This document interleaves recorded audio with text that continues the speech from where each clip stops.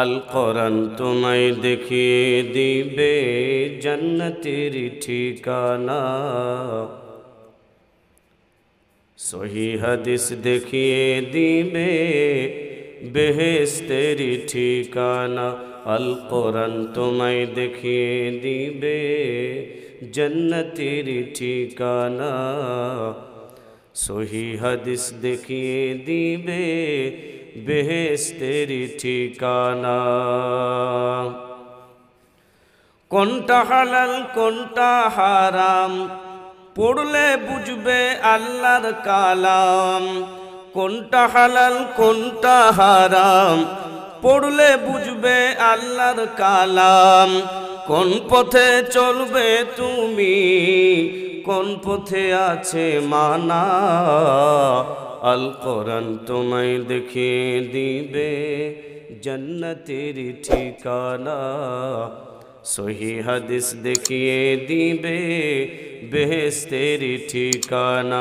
আল কোরআন তোমায় দেখিয়ে দিবে জান্নাতের ঠিকানা, সহি হাদিস দেখিয়ে দিবে বেহেশতের ঠিকানা। সালাত নাহি করবে কাজা দিবে যাকাত করবে রোজা, সালাত নাহি করবে কাজা দিবে যাকাত করবে রোজা।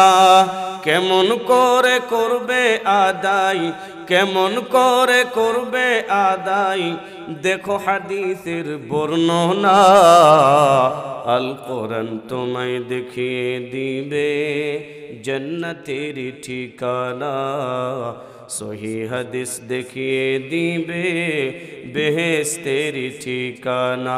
আল্লাহ পাকে করেছেন মানা দলে দলে ভাগ হবে না, আল্লাহ পাকে করেছেন মানা দলে দলে ভাগ হবে না। ছাড়ো সবই শিরক বিদআত বিশ্ব নবীর বর্ণনা, আল কোরআন তোমায় দেখিয়ে দিবে জান্নাতের ঠিকানা, সহি হাদিস দেখিয়ে দিবে বেহেশতের ঠিকানা। আল কোরআন তোমায় দেখিয়ে দিবে জান্নাতের ঠিকানা, সহি হাদিস দেখিয়ে দিবে বেহেশতের ঠিকানা।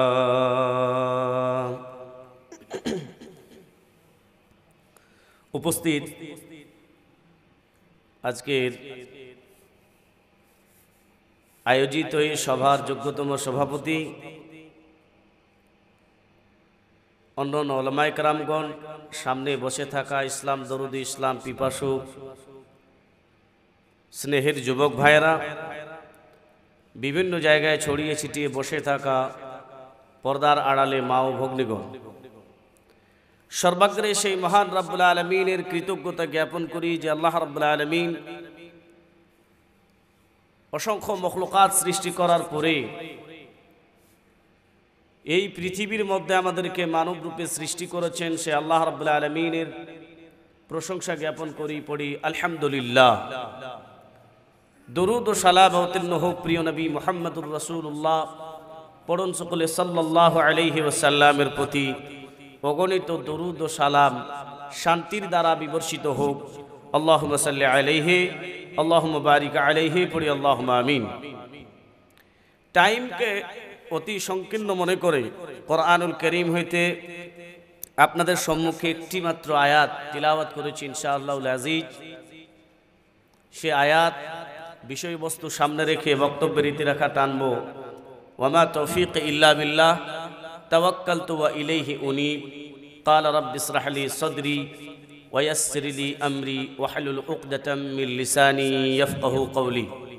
সুবহানাকা লা ইলমা লানা ইল্লা মা আল্লামতানা ইন্নাকা আনতাল আলিমুল হাকীম। রব্বি জিদনি ইলমা। সম্মানিত উপস্থিতি, আজকের যে বিষয়টি আলোচনা করব খুব সংক্ষিপ্ত আকারে। ভাই আপনাদের বিরক্ত লাগছে নাকি গো?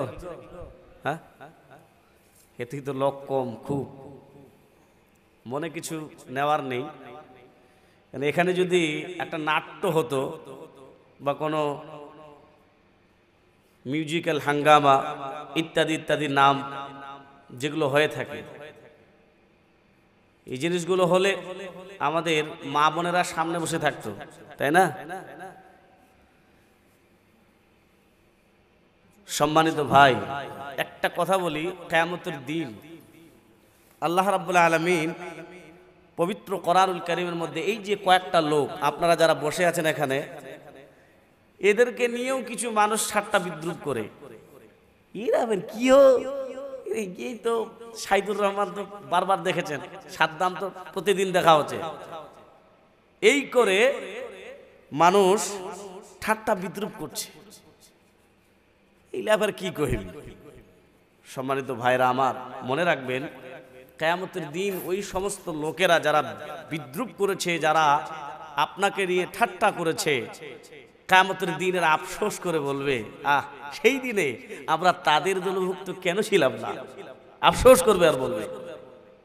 এই জন্যে আমরা একটু ধৈর্য ধারণ করবো ইনশাআল্লাহ, যে দিনই কাজে নবী করিম সাল্লাল্লাহু আলাইহি ওয়াসাল্লাম এই দিন ইসলামকে প্রচারের জন্য আকাশ থেকে কি ফেরেশতা এসেছিল ভাই?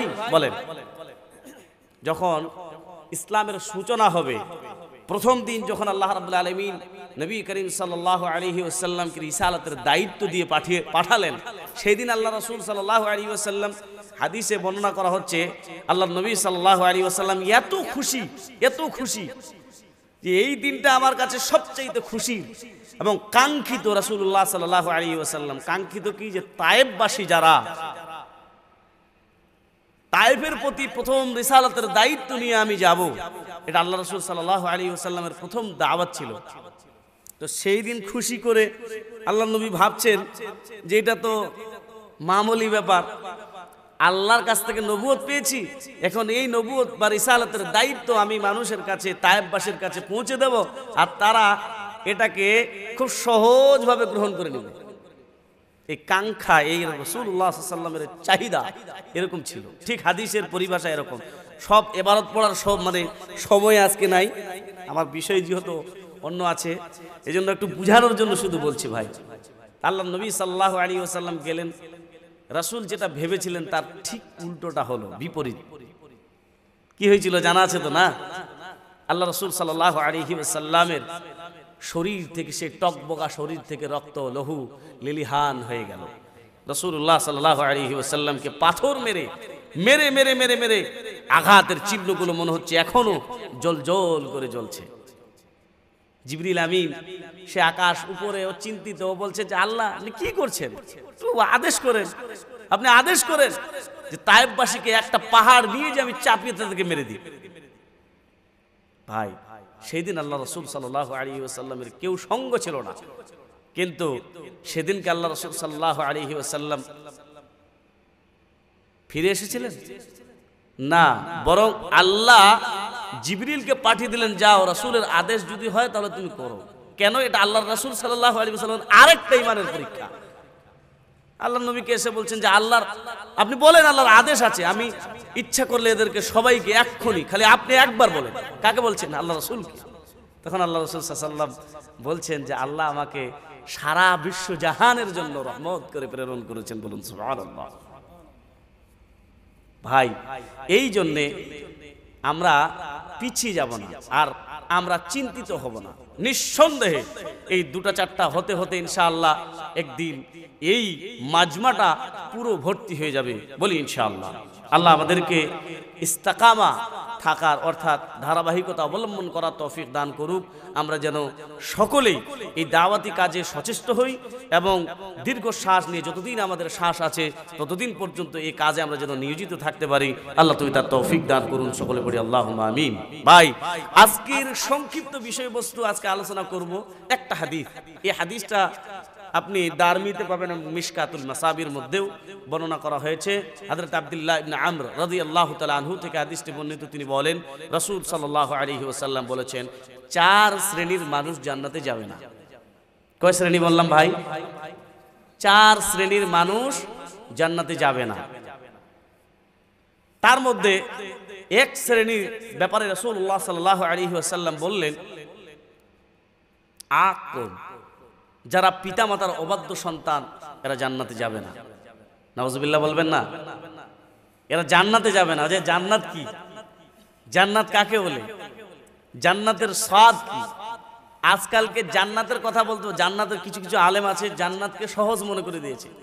100 টাকা মানে কাউরের কাছ থেকে 100 টাকা নেওয়ার জন্য ও জান্নাতকে মানে নিয়ে বসে আছে, যে দাও তুমি 100 টাকা পকেট থেকে বের করো আর জান্নাত নিয়ে নাও। ভাই এরকমটা নাকি? কি মনে করেন? খুব সহজ মানুষের কাছে। আর মানুষ, একজন আলেম, সবাই নয়, কিছু আলেম 100 টাকা পকেট থেকে বের করবে আর জান্নাতটা নিয়ে খাড়া হয়েছে, মনে হচ্ছে ও জান্নাত দিয়ে দিবে। 1 2 নম্বর, জান্নাত এবার যাকে জান্নাত দেওয়া হচ্ছে ওর কাছে এমন বর্ণনা দেওয়া হচ্ছে মনে হচ্ছে জান্নাত একটা মামুলি জিনিস। এখন ও ক্রেতা যে কেনার জন্য বসে আছে, ও ভাবছে 100 টাকায় তো কিছু পাওয়া যায় না রে ভাই। ও মনে করছে যে 100 টাকাটা, এটা পটল আমার অনেক ভালো, 1 কিলো পটল কিনে নিয়ে যাবো আর 1 কিলো বেগুন কিনে নিয়ে যাবো, নিয়ে বাড়িতে সবাই পরিবার মিলে সালা ঢুকি খাবো, ভাক্কা খাবো, এরকম বলছে ওর চিন্তাধারা। এরকম হচ্ছে ক্রেতার চিন্তাধারা। আর যে বিক্রেতা, ও দাঁড়িয়ে আছে যে তুমি 100 টাকা আমাকে বের করে দাও, আমি তোমাকে জান্নাত দিয়ে দিচ্ছি। আল্লাহু আকবার। জান্নাত তো সহজ ভাই। জান্নাতটা আল্লাহ রাব্বুল আলামিন জান্নাতের প্রতি লালসা রাখতে হবে। কিভাবে?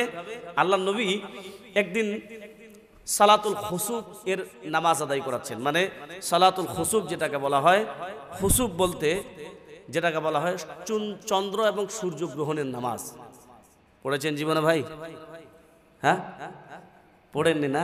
শুনেছেন কিন্তু, যে আজকে অনেক খবর দিয়েছে, টেলিগ্রামে খবর হয়ে গেছে যে আজকে অমুক ঘন্টার মধ্যে বা এত ঘন্টার মধ্যে সূর্যগ্রহণ থাকবে বা চন্দ্রগ্রহণ থাকবে। কিন্তু আমরা আজকে মনে হয় প্রথম শুনলাম নাকি চন্দ্রগ্রহণের নামাজ আছে বা সূর্যগ্রহণের নামাজ আছে, তাই না? হ্যাঁ, আল্লাহু আকবার। এই দেখেন, এক আফসোস লাগে ভাই, আফসোস লাগে খুব। কথাগুলো একটু মনোযোগ দিয়ে শুনবেন। যে একটা লোককে আপনি জিজ্ঞাসা করেন তো যে জান্নাত কে যাবে না? আমাদের সমাজে অনেক লোক আছে, অনেক লোক আছে।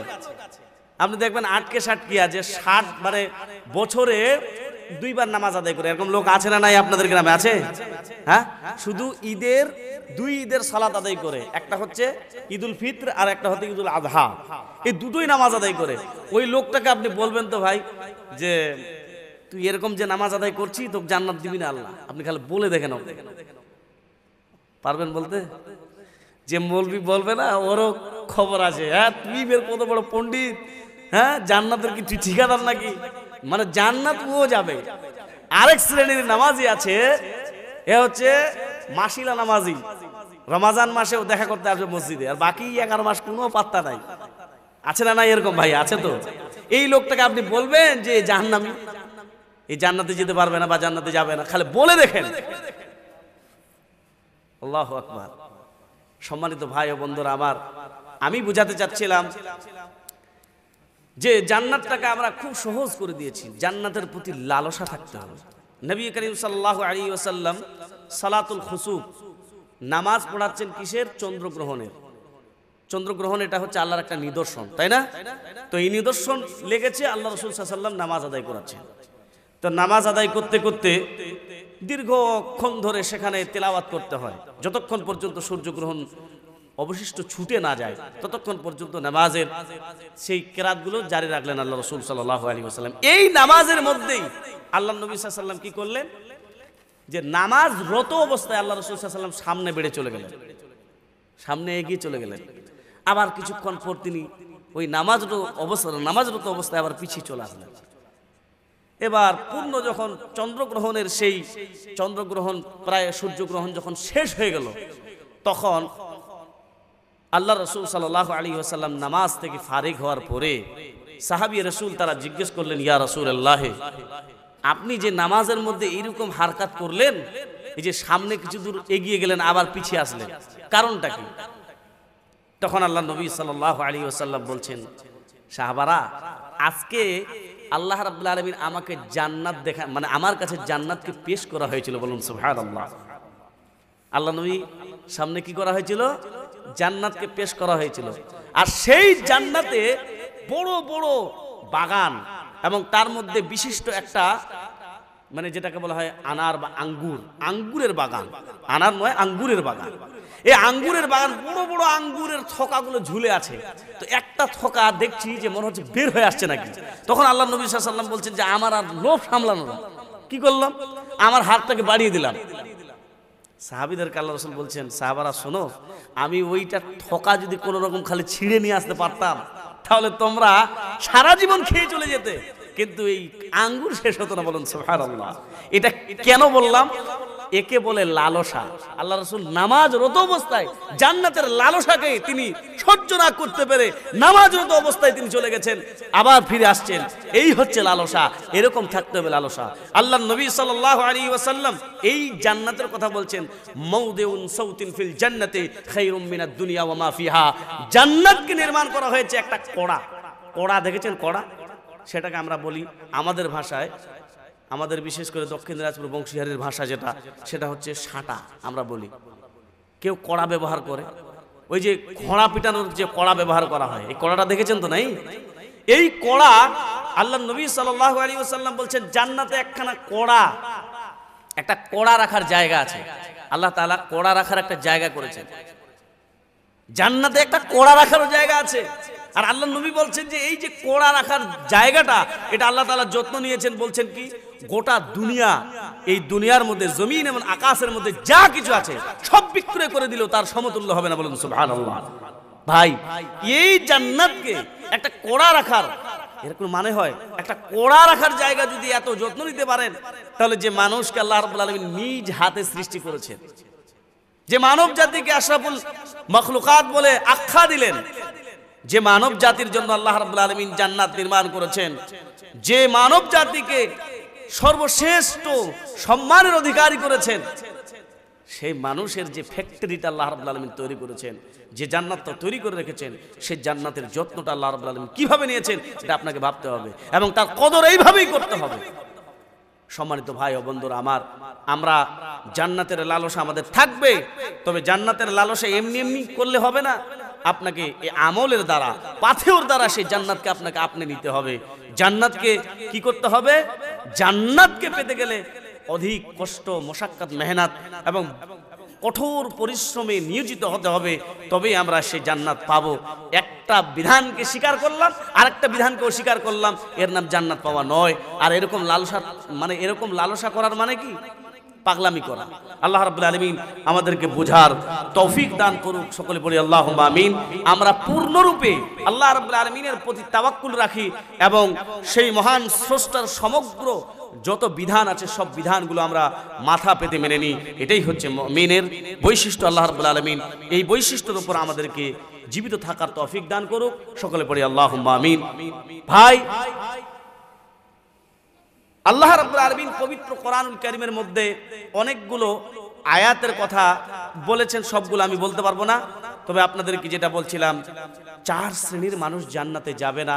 তার 1 শ্রেণীর মানুষ হচ্ছে পিতামাতার অবাধ্য সন্তান। হে কৃষ্ণবাতির সমগ্র যুবক এবং যুবতী, শুনে রাখো, তুমি যদি তোমার পিতাকে কষ্ট দাও, তোমার মাকে কষ্ট দাও, তাহলে তোমার তাহাজ্জুদ আদায় করেও কোনো তুমি পার পাবে না।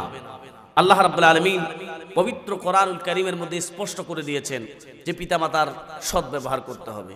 আজ পিতামাতার সদ্ব্যবহারের ব্যাপারে অনীহা প্রত্যেকটা সমাজের বেধি, এটা বেধি বলতে পারেন, আছে না নাই বলেন? আপনি আলেম নেবেন, আপনি মৌলভী, মাস্টার, হাজি, গাজী, মোড়ল, যাকেই নেন না কেন, একজন জামিয়া সালাফিয়া থেকে মার্কা মারা ফারাগাত করে আসার পরে লাভ কি? সে তার বাবাকে ভাত দেয় না। অনেক অনেক প্রমাণ আছে। একজন আলেম যা ইলম অর্জন করার পরেও, সবাই নয়, একজন আলেম, অনেক নজির আছে, একজন আলেম ইলম অর্জন করার পরেও তার বাবাকে ভাত দেয়নি, তার মাকে ভাত দেয়নি, এরকম অনেক নজির আছে। তবে হ্যাঁ, তুলনামূলক আমি বলতে পারি যে একজন আলেম এবং একজন জেনারেল, এর মধ্যে আকাশ জমিনের ডিফারেন্ট আছে। আপনাকে আমি পরে বোঝাচ্ছি ইনশাআল্লাহ। প্রথম কথা হচ্ছে ভাই, এখানে আলেম জালেম বলে কোনো কথা নেই। সমগ্র জাতির জন্য আল্লাহ রাব্বুল আলামিন পবিত্র কোরআনুল কারীমের মধ্যে বলে দিয়েছেন যে আল্লাহর ইবাদতের পরে, মনে রাখবেন, আল্লাহর ইবাদতের পরে নাম্বার 2, দ্বিতীয় নাম্বারে যার কথা আল্লাহ রাব্বুল আলামিন পবিত্র কোরআনে নকল করেছেন সেটা হচ্ছে পিতামাতার সেবা করা, পিতামাতার প্রতি সৎ ব্যবহার করা। আল্লাহ তাআলা যেখানেই দেখবেন কোরআনুল কারীমের মধ্যে সূরা নিসা উঠান, সূরা নিসার মধ্যে আল্লাহ তাআলা বলছেন ওয়া'বুদুল্লাহ, তোমরা আল্লাহর ইবাদত করো, ওয়ালা তুশরিকু বিহি শাইআ, এবং তার সঙ্গে অন্য কোনো শরীক স্থাপন করো না, তার সঙ্গে কোনো সমকক্ষ স্থির করো না। তারপরে বলছেন ওয়াবিল ওয়ালিদাইনি ইহসানা, এবং পিতামাতার প্রতি সৎ ব্যবহার করো। ভাই পবিত্র কোরআনুল কারীমের মধ্যে অন্য জায়গায় আল্লাহ রাব্বুল আলামিন আরো অনেক জায়গায় বলছেন ওয়াকাদা রাব্বুকা আল্লা তা'বুদু ইল্লা ইয়্যাহু ওয়া বিল ওয়ালিদাইনি ইহসানা। আল্লাহ তাআলা পবিত্র কোরআনের সূরা বনী ইসরাঈলের মধ্যে 24 নম্বর আয়াত আল্লাহ তাআলা স্পষ্ট করে দিয়েছেন, কি বলছেন? ওয়াকাদা রাব্বুকা, তোমাদের রব তোমাদের আদেশ করছেন কি? রব আল্লাহ তা'বুদু, আল্লাহ তাআলা বলছেন যে তোমরা একমাত্র আল্লাহর ইবাদত করবে, শুধু তারই ইবাদত করবে, তার ছাড়া অন্য কারোর ইবাদত করবে না। এবং তার পরে পরে যেটা আদেশ আল্লাহ রাব্বুল আলামিন পবিত্র কোরআনুল কারীমের মধ্যে দিচ্ছেন সেটা হচ্ছে পিতামাতার সদ্ব্যবহার করা।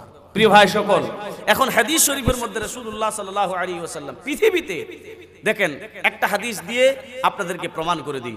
রাসূলুল্লাহ সাল্লাল্লাহু আলাইহি ওয়াসাল্লাম তিনি সহিহুল বুখারীতে হাদিসটা এসেছে এবং মুসলিমেও এসেছে, মুত্তাফাক আলাইহি, বুখারী এবং মুসলিম দুটোতেই হাদিসটা এসেছে, মিশকাতুল মাসাবিতেও আছে এবং বিভিন্ন সুনান গ্রন্থগুলিতেও আপনি হাদিসটাকে পাবেন। রাসূলুল্লাহ সাল্লাল্লাহু আলাইহি ওয়াসাল্লাম এখানে বলছেন, হযরতে আব্দুল্লাহ ইবনে আমর রাদিয়াল্লাহু তাআলা আনহু তিনি বর্ণনা করে বলছেন, সাআলতুন নবিয়্য সাল্লাল্লাহু আলাইহি ওয়াসাল্লাম আইয়ুল আমালি আহাব্বু ইলাল্লাহ। আল্লাহর নবীকে জিজ্ঞাসা করা হলো, ইয়া রাসূলুল্লাহ, আল্লাহর কাছে সবচেয়ে উত্তম আমল কি? আমল তো জানেন তো ভাই, না? আল্লাহর কাছে সবচাইতে উত্তম আমল কি? তখন রাসূলুল্লাহ সাল্লাল্লাহু আলাইহি ওয়াসাল্লাম উত্তরে বললেন, আস-সালাতু আলা ওয়াক্তিহা। প্রথম আমল আল্লাহর কাছে সবচাইতে মেহবুব এবং প্রিয় পছন্দনীয় আমল হচ্ছে আস-সালাতু আলা ওয়াক্তিহা, আউয়াল ওয়াক্তে নামাজ আদায় করা। কি ওয়াক্তে? আউয়াল ওয়াক্তে নামাজ আদায় করা, এটা হচ্ছে আল্লাহর কাছে সবচাইতে প্রিয় এবং মেহবুব আমল। এরপরে বললেন সুম্মা আইয়ুন, এরপরে কোনটা ইয়া রাসূলুল্লাহ? আল্লাহ নবী সাল্লাল্লাহু আলাইহি ওয়াসাল্লাম সরাসরি বললেন বিরুল ওয়ালিদাইন, পিতামাতার সৎ ব্যবহার করা। তাহলে বুঝে যাচ্ছে কোরআনেও আল্লাহর বড়ত্ব ঘোষণা করার পরে তিনি বলছেন ওয়াবিল ওয়ালিদাইনি ইহসানা, পিতামাতার সৎ ব্যবহার করো। বুঝতে পারছেন তার গুরুত্বটা কত? একটু আপনারা চিন্তা ভাবনা করুন। আপনারা জ্ঞানী মানুষ, বুঝেন। আল্লাহ রাব্বুল আলামিনের নবী জনাবি মুহাম্মদুর রাসূলুল্লাহ সাল্লাল্লাহু আলাইহি ওয়াসাল্লাম বলছেন, এরপরে পৃথিবীতে জঘন্য পাপের কথা বলতে গিয়ে তিনি বলছেন, হযরতে আব্দুর রহমান ইবনে আবি বাকারাতা, হযরতে আব্দুর রহমান বিন বাকারা হতে বর্ণনা করে বলেন, রাসূলুল্লাহ সাল্লাল্লাহু আলাইহি ওয়াসাল্লাম তার পিতা হতে তিনি বর্ণনা করছেন, আবু বাকারা তার পিতা হতে তিনি বর্ণনা করে বলছেন, আল্লাহ রাসূল সাল্লাল্লাহু আলাইহি ওয়াসাল্লাম বলেছেন, কি বলছেন? আলা উনাব্বিউকুম বিআকবারিল কাবাইরি সালাসান, আমি কি তোমাদেরকে এমন তিনটি বড় গুনাহের কথা বলে দেব না যেগুলো আল্লাহর কাছে সবচেয়ে জঘন্য, সবচেয়ে বড় পাপ? আল্লাহ রাসূল সাল্লাল্লাহু আলাইহি ওয়াসাল্লাম যখন বললেন, তখন সাহাবারা বলছেন, ইয়া রাসূলুল্লাহ বলুন সে পাপগুলো কি? তখন প্রথম নম্বরে তিনি বললেন, আশশিরকু বিল্লাহ, আল্লাহর সঙ্গে সমকক্ষ স্থাপন করা। এই চলে আসলো আল্লাহর ইবাদত এবং তার সঙ্গে শিরিক স্থাপন করা। পৃথিবীতে সবচেয়ে জঘন্য পাপ হচ্ছে আল্লাহকে বাদ দিয়ে, মানে তাওহীদের বিপরীত কাজ করা। বুঝতে পারছেন? আল্লাহকে বাদ দিয়ে অন্যের দাসত্ব স্বীকার করা, এটা হচ্ছে সবচাইতে বড় পৃথিবীতে পাপ। এরপর আল্লাহ নবী সাল্লাল্লাহু আলাইহি ওয়াসাল্লাম তারপরে বলছেন যে আশশিরকু বিল্লাহ ওয়া উকুকুল ওয়ালিদাইন, নাম্বার 2 নম্বরে বলছেন পিতামাতার অবাধ্য হওয়া। এটা হচ্ছে পৃথিবীতে 2 নাম্বার বড় পাপ। বলো নাউযুবিল্লাহ। আজ আমরা অনেকেই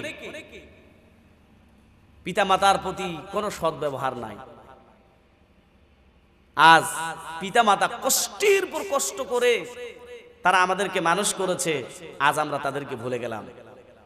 বড় হয়েছি, এখন আমাদের দুটো চোখ ফুটে গেছে, আর আমরা তাদেরকে দেখার কোনো আমাদের সুযোগ নাই। এরকম কোটি কোটি প্রশ্ন করেছি পিতামাতাকে, এটা কেন হয়েছে, ওটা কেন হয়েছে। পিতামাতা জীবনে কোনোদিন রাগ করে আপনাকে বলে, যাই বেটা ভাগ এখান থেকে, বা চোর মেরেছে একটা, মারেনি। তাহলে আজ আমরা ভুলে গেলাম। আমার ভাইরা, আল্লাহ রাব্বুল আলামিন আজ পৃথিবীর জমিনে, আমরা এই জমিনের মধ্যে প্রত্যেকটা সমাজের মধ্যে পিতামাতার প্রতি অসৎ ব্যবহারের যে পরিকল্পনা আজ আমরা দেখতে পাই, পাই না সবাই, মাস্টার থেকে শুরু করে ডাক্তার, ইঞ্জিনিয়ার, সবাই আজ মুসলমান ঘরে জন্মগ্রহণ করে জানেন বৃদ্ধাশ্রমে পাঠিয়েছে। কিছুদিনের একটা খবর বলছি, বৃদ্ধাশ্রমে, আল্লাহু আকবার, নাউযুবিল্লাহি মিন যালিক। একজন মুসলমানের সে ওকালতি করে, বলে কলকাতার বুকে ওকালতি করছে, ওর বাবা বলে সময় নাই, আমার তো আর সময় নাই, তো কি করব। তো গ্রামের এলাকার মানুষকে যদি দেই তাহলে কি বলবে যে একটা ওকিল, এত বড় একটা ওকিল, শিক্ষিত মানুষ, ওর বাবাকে গ্রামে রেখে দিয়ে চলে গেছে, কি বলবে মানুষ? তার জন্য কি করেছে, বলে আমি আমার বাবাকে সঙ্গে করে নিয়ে যাচ্ছি। ওর সঙ্গে করে নিয়ে যেয়ে কোথায় রেখেছে জানেন? বৃদ্ধাশ্রমে দিয়ে এসেছে। আল্লাহু আকবার, আল্লাহু আকবার। মুসলমানের ঘরে জন্মগ্রহণ করার পরে এরা কলঙ্ক, এরা হচ্ছে কলঙ্ক।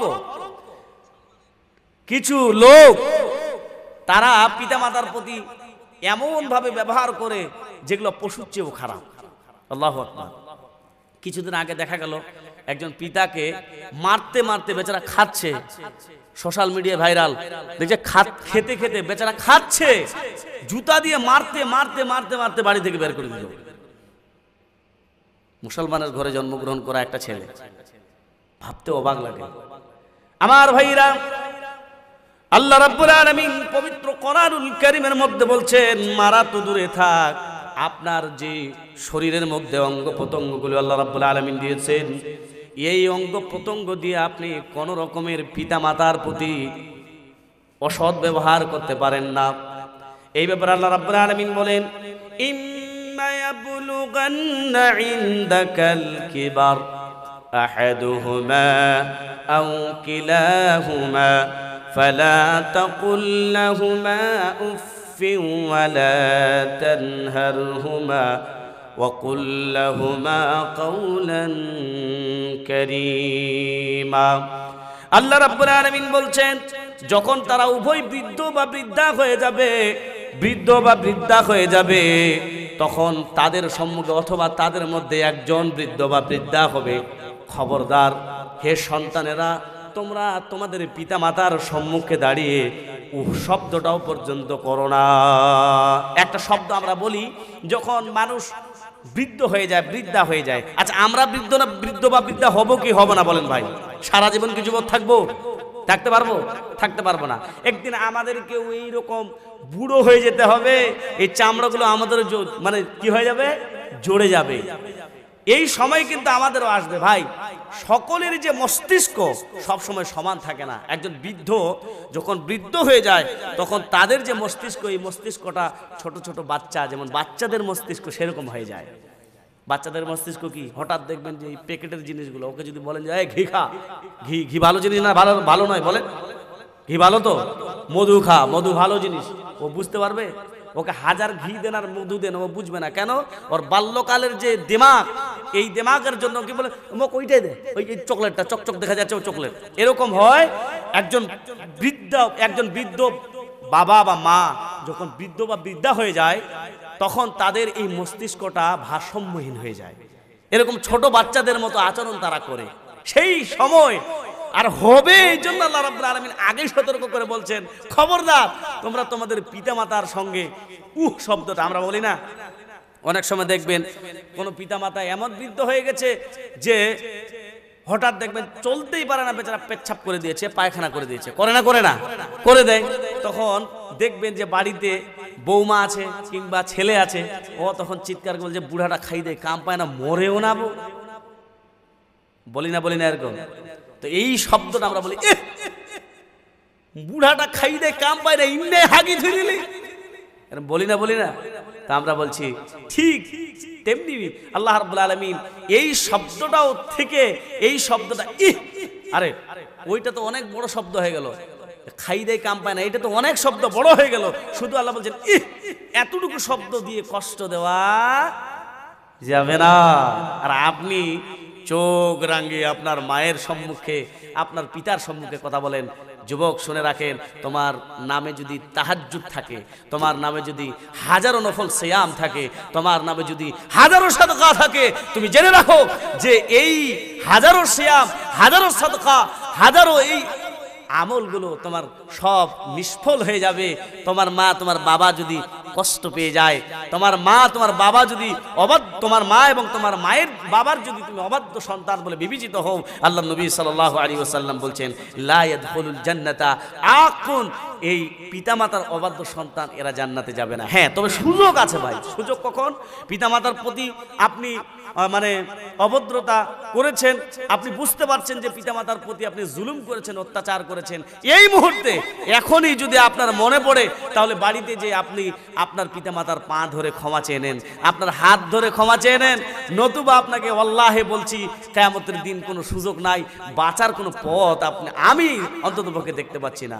তবে সুযোগ আছে, আপনার মা এখনো জীবিত আছে, আপনার বাবা যাদের মা জীবিত আছে, মনে কোনোদিন দুঃখ দিয়েছেন, কষ্ট দিয়েছেন, আজকেই এখনই যে আপনি তাদের কাছ থেকে ক্ষমা চেয়ে নেন, না হলে সম্ভব নয়, জান্নাতে যেতে পারবেন না, আপনার ইবাদত সব নিষ্ফল হয়ে যাবে। আল্লাহ নবী সাল্লাল্লাহু আলাইহি ওয়াসাল্লাম পিতামাতার গুরুত্ব দিয়ে তিনি একটাই হাদিস বলবো যে পিতামাতার গুরুত্ব দিয়ে তিনি রাসূলুল্লাহ সাল্লাল্লাহু আলাইহি ওয়াসাল্লাম বলছেন সুম্মা রাগিমা আনফুন সুম্মা রাগিমা আনফুন সুম্মা রাগিমা আনফুন, ওই ব্যক্তির নাক ধুলাই মলিন হোক, ওই ব্যক্তির নাক ধুলাই মলিন হোক, ওই ব্যক্তিটার নাক ধুলাই মলিন হোক। আল্লাহ নবী সাল্লাল্লাহু আলাইহি ওয়াসাল্লাম বাক্যটা 3 বার বললেন। কয়বার? 3 বার বললেন। ওই ব্যক্তির নাক ধুলাই মসৃণ হোক, মলিন হোক, ধুলাই লুটে যাক। তখন এই বাক্যটা যখন বারবার উচ্চারণ করছেন, তখন আল্লাহর রাসূল সাল্লাল্লাহু আলাইহি ওয়াসাল্লামের সাহাবারা জিজ্ঞেস করলেন, ইয়া রাসূলুল্লাহ, ওই ব্যক্তি কে যার ব্যাপারে আপনি বলছেন তার নাক ধুলাই মলিন হোক? আল্লাহ নবী সাল্লাল্লাহু আলাইহি ওয়াসাল্লাম বলছেন যে সুম্মা রাগিমা আনফুন কিলা মান ইয়া রাসূলুল্লাহ মান আদরাকা আবাওয়াইহি ইনদাল কিবারি আহাদুহুমা আও কিলাহুমা ফালাম ইয়াদখুলিল জান্নাতা। আল্লাহ নবী সাল্লাল্লাহু আলাইহি ওয়াসাল্লাম বলছেন যে ওই ব্যক্তি যে তার জীবদ্দশায় পিতামাতাকে পেল। কাকে পেল? তার জীবদ্দশায় পিতামাতাকে পেল এবং তাদের খিদমত করে তাদের মন জয় করতে পারলো না, এদের নাক ধুলাই মলিন হোক। এটা আল্লাহ নবী সাল্লাল্লাহু আলাইহি ওয়াসাল্লামের বদদুয়া। ভাই, এই জন্যে আমাদের সতর্ক থাকতে হবে। আপনাকে ইসলামের জিহাদ করা থেকে, দেখেন ইসলামের জিহাদ সেই সময় জিহাদ কাতল ফি সাবিলিল্লাহ, ঠাট্টা কথা ছিল না। এখনকার জিহাদ আপনাকে আমি বলছি, এখনো জিহাদ আছে। জিহাদের অনেকগুলো অর্থ হয়, আপনাকে আমি বলছি জিহাদের অনেক। জিহাদুল শব্দের অর্থ হচ্ছে সংগ্রাম করা, ঠিক আছে? সংগ্রাম করা, সংগ্রাম যে কোনো মূল্যে হতে পারে। আপনার নাফসের বিরুদ্ধে সংগ্রাম হতে পারে। নাফস চাইছে যে 5 ওয়াক্ত নামাজ পড়ি, কি হবি হো, চায় না। ফজরের সময় আজান হচ্ছে, মন চায় না নামাজ পড়তে যায়। একজন মৌলবীরও মন চায় না যে নামাজ পড়তে যায়। খুব সুন্দর করে আরামে শুয়ে আছি, হাইয়া আলাস সালাত, ধাবিত হো সালাতের দিকে, এসো সালাতের দিকে, ডাকছে মুয়াজ্জিন, কিন্তু মন চায় না। কেন? ওই যে স্বস্তি চায়, শুয়ে থাকতে চায়। মন কিন্তু চাইবে না, মনের বিরুদ্ধে আপনাকে সংগ্রাম করে যেতে হবে। আর এরাই হচ্ছে প্রকৃত ফালাফানে বলা। বলুন সুবহানাল্লাহ। ভাই, আল্লাহর নবীর জামানায় জিহাদ ছিল এরকম কাতাল ফি সাবিলিল্লাহ। যখন আল্লাহ রাসূল বলছেন জিহাদ, চলো জিহাদের ময়দানে যেতে হবে, তখন মানে বুঝে নিতে হবে যে ফিরে আসতেও পারি, না আসতেও পারি। কোনো সিকিউরিটি নেই, কোনো নিশ্চয়তা নাই, অত সহজ নয়। এরপরেও তারা সংগ্রাম করেছে, জিহাদ করেছে, কিন্তু না, আমাদের অন্তরে কোনো জিহাদ নাই। আমি বলতে চাচ্ছিলাম 4 শ্রেণীর মানুষ জাহান্নামে যাবে, জান্নাতে যাবে না। তার 1 শ্রেণীর মানুষ হচ্ছে যারা পিতামাতার অবাধ্য সন্তান, এরা জান্নাতে যাবে না। এদেরকে জান্নাতে যেতে গেলে পিতামাতাকে আগে কি করতে হবে? তাদের সন্তুষ্টি অর্জন করতে হবে, তবে আপনি জান্নাতে যেতে পারবেন। আল্লাহ রাব্বুল আলামিনের কাছে আমরা দোয়া করব বেশি বেশি করে, আমরা পিতামাতার প্রতি সৎ ব্যবহার করব এবং সকলে আমরা আগে আমাদের নিজের জীবনে বাস্তবায়ন করি। ভাই, অন্যকে বলার আগে নিজের জীবনে বাস্তবায়ন করার চেষ্টা করুন যে আমার পিতা বেঁচে আছে, আমার মা বেঁচে আছে, যতটুকু পারবো আমি তার খিদমত করার চেষ্টা করব। আমরা কি করি? সামান্য একটা জমি জায়গার জন্য কত সম্পর্ক যে বিনষ্ট করেছি তার কোনো হিসাব নাই, আছে না? অনেক সম্পর্ক বিনষ্ট করে দিচ্ছে। আর আমাদের সমাজে সবচেয়ে বেশি রক্তের সম্পর্কটা বিচ্ছিন্ন হয়েছে, তার মৌলিক কারণ হচ্ছে, একটা কারণ হচ্ছে কি? জমি জায়গা নিয়ে। এই জমি জায়গার জন্য পিতা সন্তানের সঙ্গে 10 বছর ধরে কথা বলে না, এরকম অনেক নজির আছে না নাই? অনেক পিতাও ভুল করে যে 5টা ছেলে আছে, তো 5টা ছেলেকে ও কি করলো? হজ করতে যাবে। হজ করার আগে ও কি করলো? নিজের 5টা ছেলেকে, একটা ছেলে ওকে একটু বেশি দেখেছে, তো এই ছেলেটাকে কি করলো? 4টা ছেলেকে সুন্দর করে একদম পাই টু পাই হিসাব করে ওদেরকে জমি দিয়ে দিল। আর একটা ছেলের প্রতি কটু নজর দেখে, মানে কটু নজরে অর্থাৎ কুদৃষ্টি দিয়েও কি করলো যে তুই 2 বিঘায় নেই, কারণ তুই আমাকে দেখিসনি, এরকম করে বঞ্চিত করে। এই করে কি হয়, পিতামাতার প্রতি একটা সন্তান এবং পিতার প্রতি একটা যে দূরত্ব তৈরি হয়ে যায়। এখন কি করে দেখেন, আপনাকে আমি বলি, এখানে একটা বিধান আছে, আপনাকে বুঝতে হবে। আপনার পিতা যদি আপনার প্রতি জুলুম করে, এই জুলুমটা যদি আপনার করে আপনি বুঝতে পারছেন, বিবেক আছে যে এটা আল্লাহ, আমার পিতা আমার প্রতি জুলুম করেছে, তাহলে আপনি কি করবেন? এর প্রতিশোধ নেবেন ভাই। কি ভাই, প্রতিশোধ নেবেন? কি করবেন বলেন তো দেখি, কি করবেন? ধরুন আপনার পিতা 2 বিঘাও না, আপনাকে জমি দেয়নি, বাকি ভাইগুলোকে দিয়েছে আর আপনাকে বঞ্চিত করে দিয়েছে, কি আপনি ভাই কি করবেন? বিচার দিবেন? আপনি আপনার পিতার ব্যাপারে কি করবেন? একটা সাধারণ জ্ঞান আপনাকে বললাম, কি করবেন আপনি? এখন তো লাঠি নিয়ে এখন থানা পুলিশ কেস মেস সব করে শেষ করে দিচ্ছে, তাই না? না, করা যাবে না। এটা বিধান বলছে যে না, আপনি করতে পারেন না।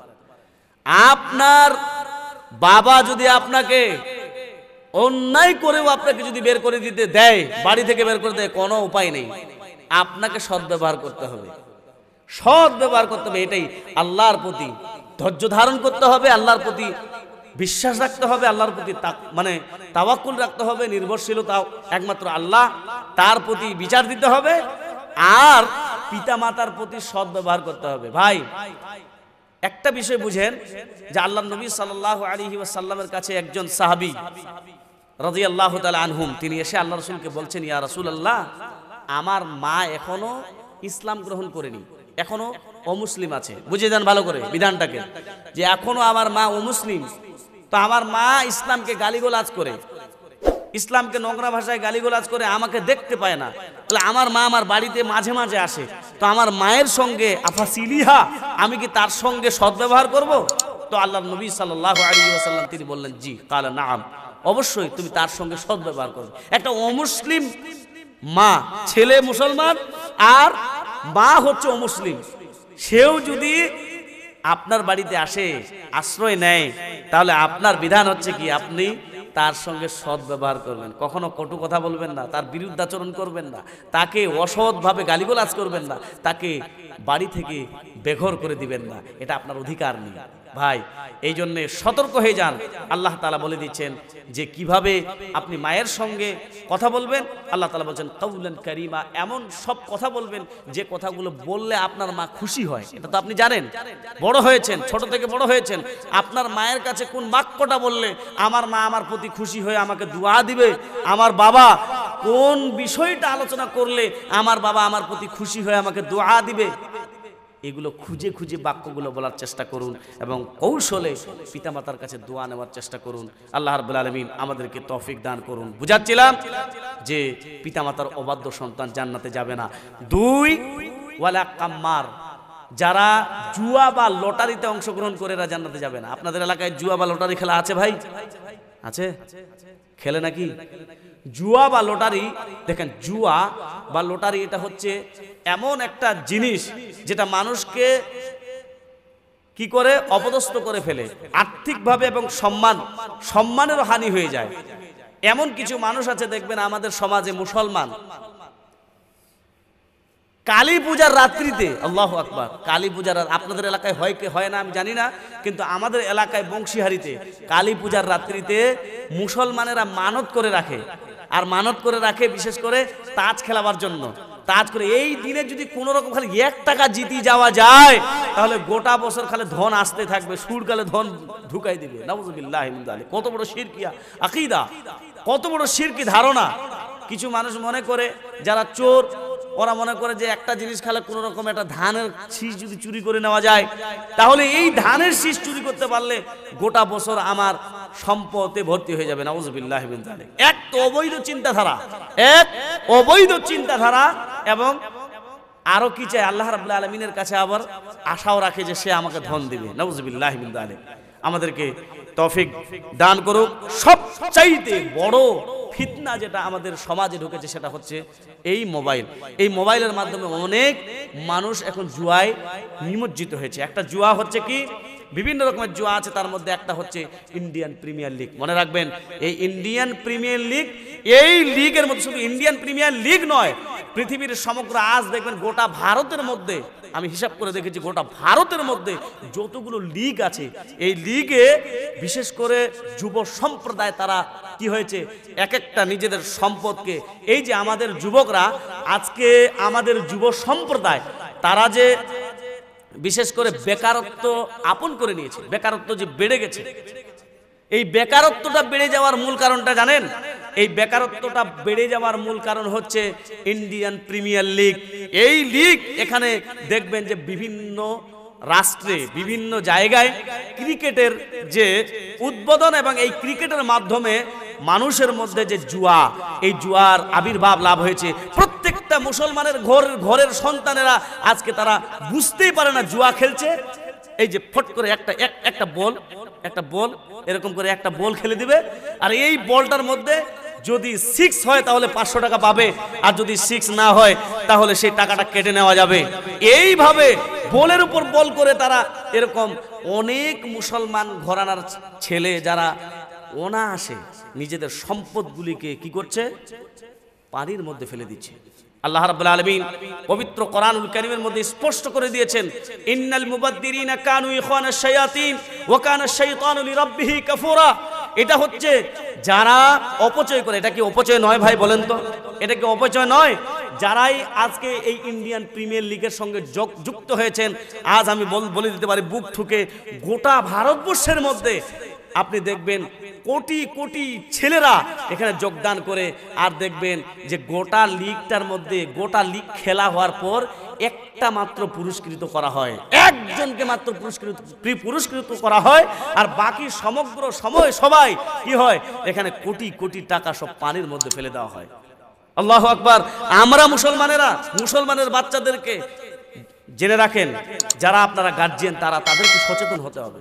আপনি একটা মোবাইল কিনে দিয়েছেন, ঠিক আছে, সরকার মোবাইল দিয়েছে, তার মানে মোবাইল নিতেই হবে এরকম বাধ্যবাধকতা নেই। সরকার কিন্তু এটাও বাধ্যবাধকতা করেনি যে আপনার ছেলে যদি মোবাইল নাও নেয় তাহলে আপনাকে বাধ্য করা হবে, এরকমটা বিষয় নয়। আপনি সচেতন গার্জেন, আপনাকে সচেতন হতে হবে। আপনার ছেলেটা মোবাইল নিয়ে ঘুরে, এই মোবাইলটা কি ইউজ করে আপনার 24 ঘন্টা তদারকি করতে হবে। যদি না করেন তাহলে কাল কিয়ামতের দিন জেনে রাখবেন, এই যে মাওলানা সাহেব বললেন, আলা কুল্লুকুম রাইন ওয়া কুল্লুকুম মাসউলুন আন রাইয়াতিহি, প্রত্যেকটা দায়িত্বশীল তার দায়িত্বের ব্যাপারে কাল কিয়ামতের দিন জিজ্ঞাসাবাদ করা হবে। প্রত্যেকটা কথার ব্যাপারে আপনাকে জিজ্ঞাসিত করা হবে। আপনি 100 টাকা আপনার ছেলেকে রাখতে দিয়েছেন, আপনার 100 টাকার হিসাব আপনি পাই নিতে পেরেছেন না? আপনার ছেলেটা এই 1 ঘন্টার মধ্যে কতটা গুনাহ করেছে আপনি একবারও খোঁজ নেননি। আপনি আপনার ছেলেকে একটা মোবাইল ইউজ করতে দিয়েছেন, ও সারা বছর মোবাইল ইউজ করে যায়, একদিনও খোঁজ নেননি আপনার ছেলে এই মোবাইলের মাধ্যমে কতগুলো গুনাহ অর্জন করেছে, আপনি একবারও খোঁজ নেননি। কিয়ামতের দিন এই ছেলে যখন এই গুনাহের কারণে জাহান্নামে যাবে, তখন আপনাকে পাকড়াও করা হবে এবং বলা হবে, আপনি তো গার্জিয়ান, আপনি তখন বলবেন যে আমার কি দোষ? তখন ওই ছেলে বলবে যে আল্লাহ, আমার তো গার্জিয়ান ছিল, সে তো আমাকে একবারও বলেনি, সে তো আমাকে একবারও বলতে যায়নি। অতএব কিয়ামতের দিন আপনি ফেঁসে যাবেন। নামাজ আদায় করে যাওয়ার পরেও এই যে আপনার ছেলে বড় বড় গুনাহে নিমজ্জিত হচ্ছে, এই গুনার কারণে আপনাকে কি করতে হবে?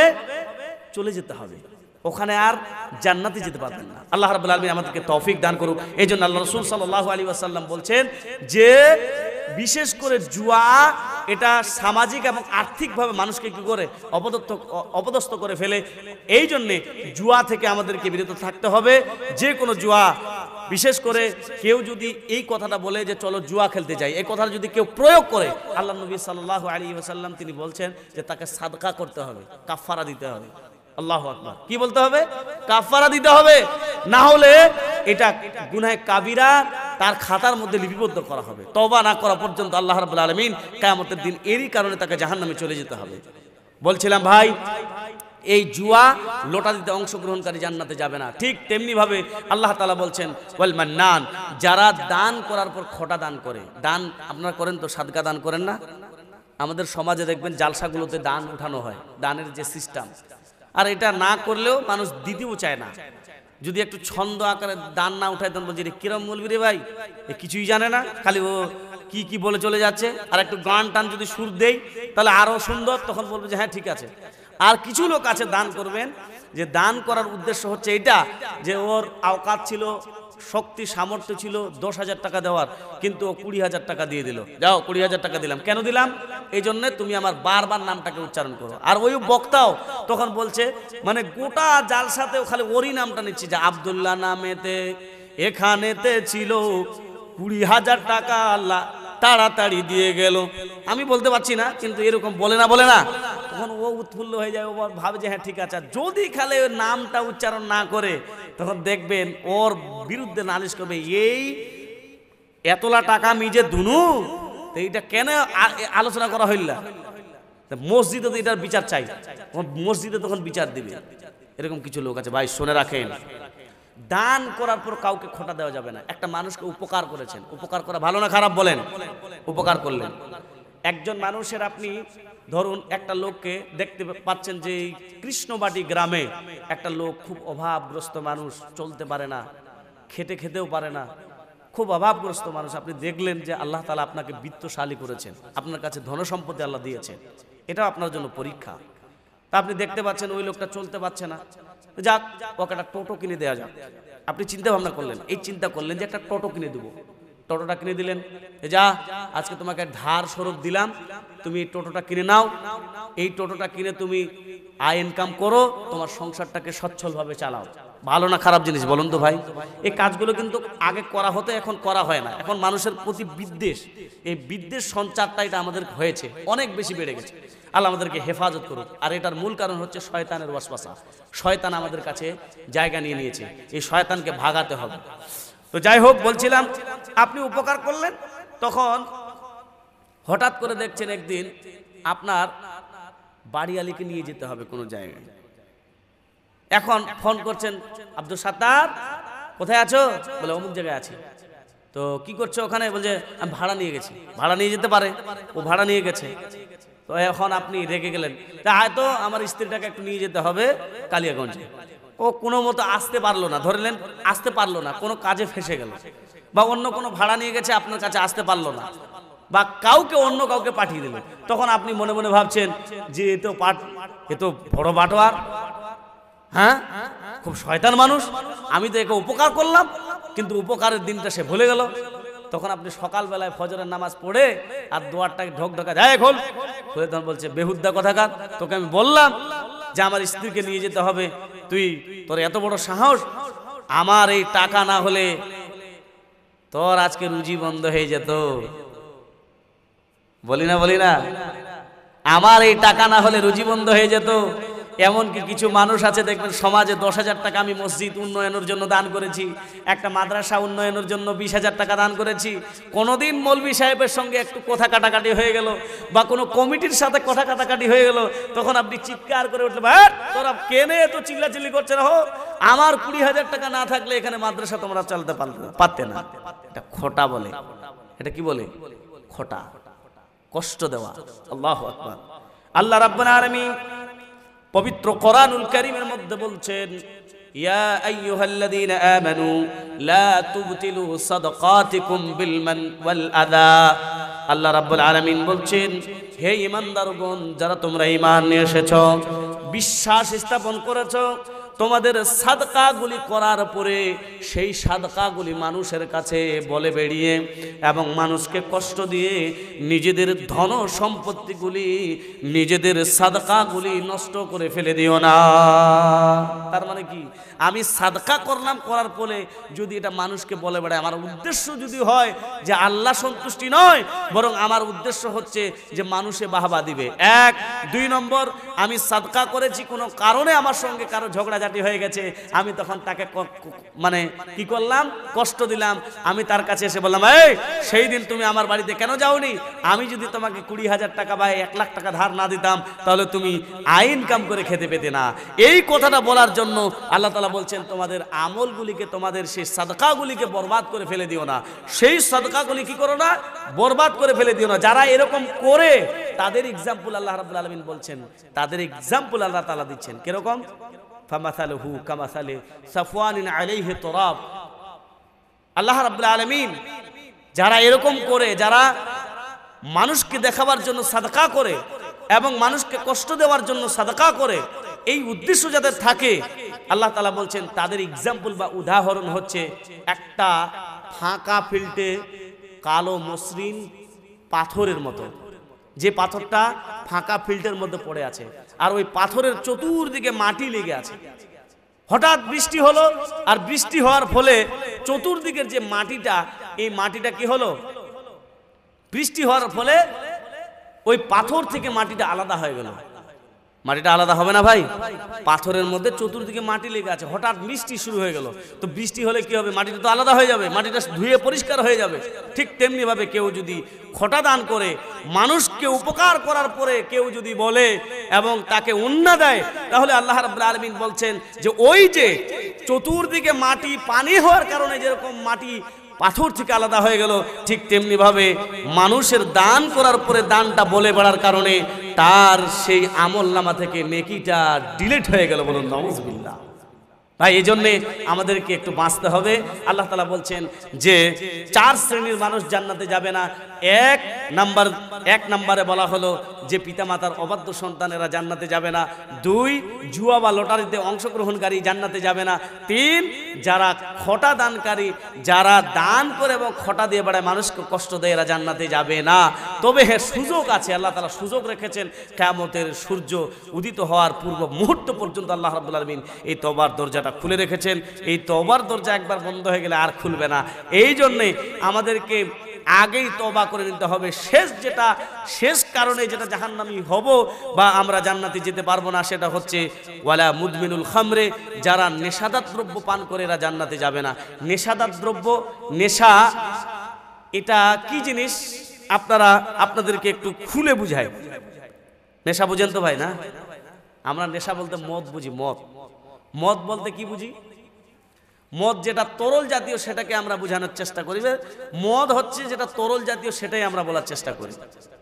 ভাই মনে রাখবেন, মদ কোনো নির্দিষ্ট বস্তুর নাম নয়।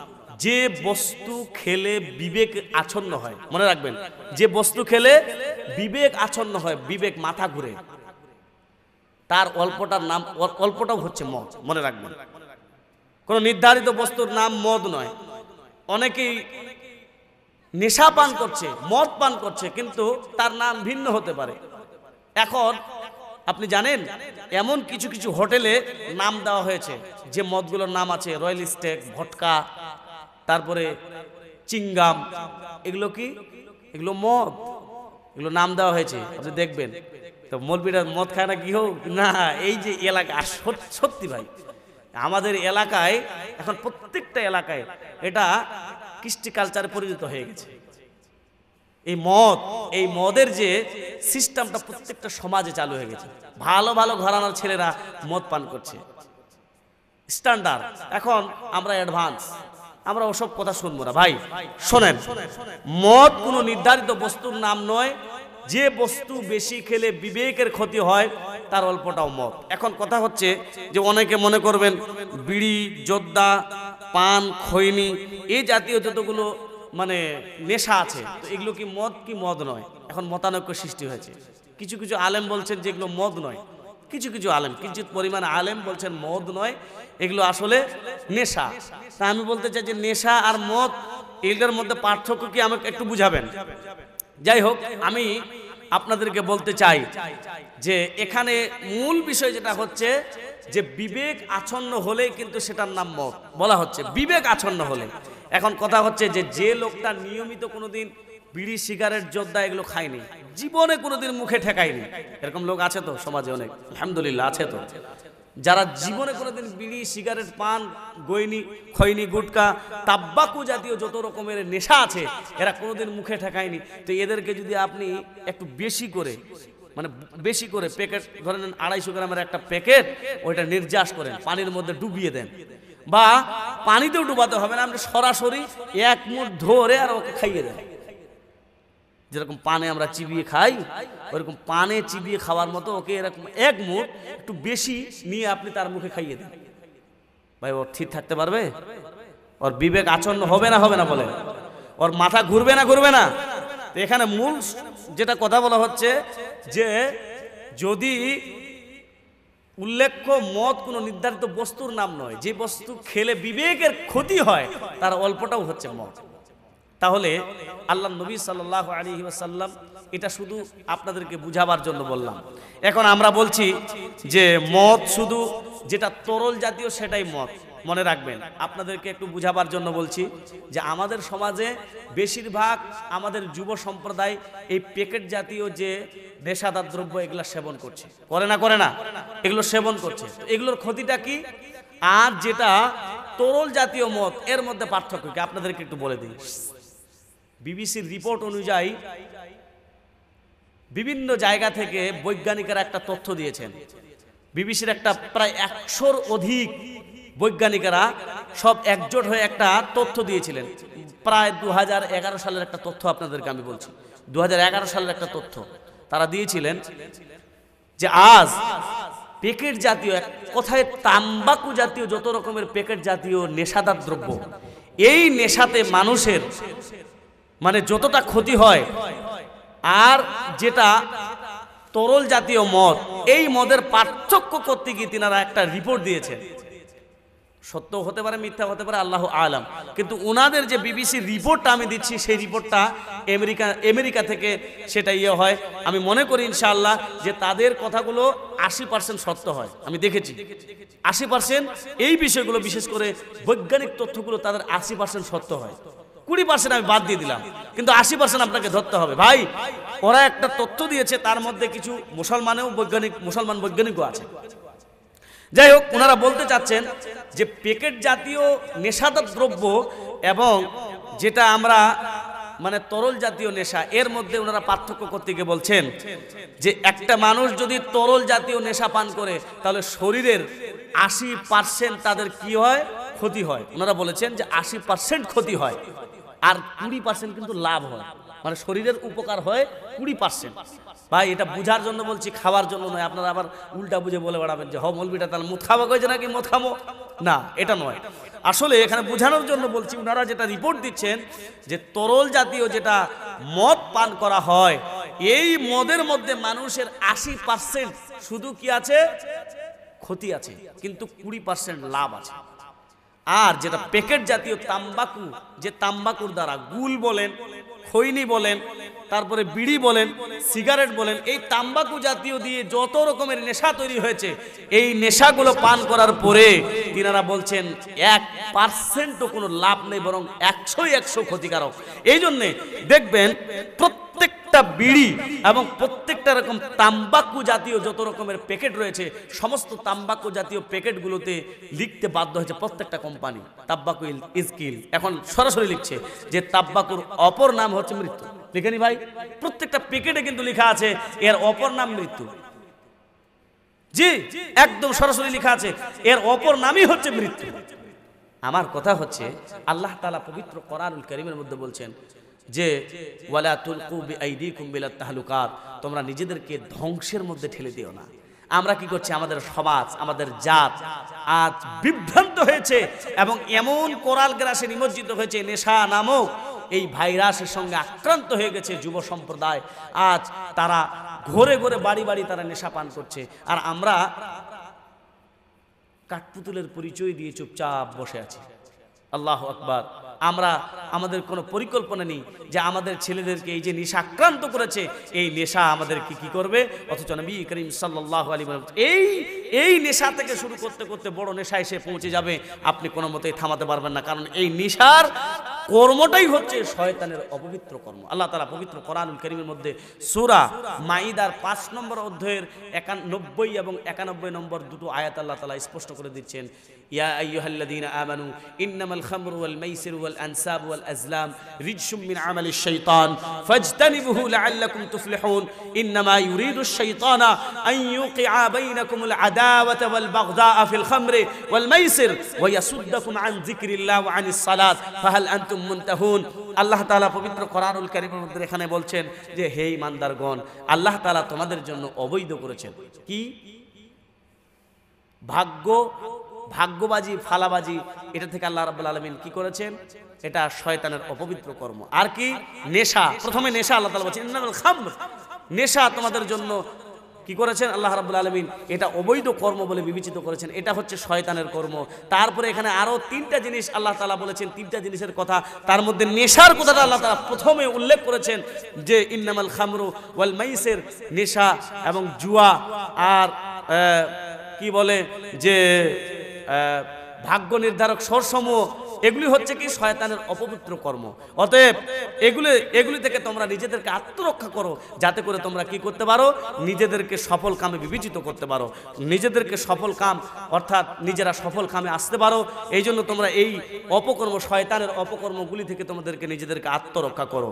ভাই, এগুলো সবই হচ্ছে শয়তানের অপবিত্র কর্ম। এই শয়তানের অপবিত্র কর্ম থেকে আমাদেরকে নিজেদের ছেলেদেরকে আত্মরক্ষা করতে হবে। ভাই, আল্লাহর নবী সাল্লাল্লাহু আলাইহি ওয়াসাল্লামের একটা হাদিস, নাসাই শরীফের একটা হাদিস আপনাদেরকে বলি। নবী করিম সাল্লাল্লাহু আলাইহি ওয়াসাল্লাম বলছেন, ওয়ান উসমান রাদিয়াল্লাহু তাআলা আনহু قال قال রাসূলুল্লাহ সাল্লাল্লাহু আলাইহি ওয়াসাল্লাম, রাসূল সাল্লাল্লাহু আলাইহি ওয়াসাল্লাম তিনি বলছেন, ইজতানিবুল খামরা ফাইন্নাহা উম্মুল খাবিথ ফামান লাম ইয়াজতানিবহা ফাকাদ আসা আল্লাহ ওয়া রাসূলহু ওয়াস্তাহাক্কাল আযাব বিমাসিয়াতিল্লাহি ওয়া রাসূলিহি। আমার ভাইরা, আমার বন্ধুরা, আল্লাহর নবী সাল্লাল্লাহু আলাইহি ওয়াসাল্লাম বলছেন ইজতানিবুল খামরা, তোমরা নেশাদার দ্রব্য থেকে নিজেদেরকে আত্মরক্ষা করো, বাঁচাও। কারণ সেটা হচ্ছে, এই কাজটা কি? সকল অশ্লীল কর্মের মা। আল্লাহু আকবার। সকল অশ্লীল কর্মের কি? মা। সকল অশ্লীল কর্মের এটা হচ্ছে মা। এই জন্য আল্লাহ নবী সাল্লাল্লাহু আলাইহি ওয়াসাল্লাম ফামান লাম ইয়াজতানিবহা, জেনে রাখার পরে, জানার পরেও যারা এই নেশা থেকে নিজেদেরকে আত্মরক্ষা করতে পারলো না, তারা কি করলো? আল্লাহ এবং তার রাসূলের নাফরমানি হলো। এটা কি হলো? আল্লাহ এবং তার রাসূলের তারা নাফরমানি করলো। আর এই নাফরমানি করার কারণে তাদের আযাব কি হলো?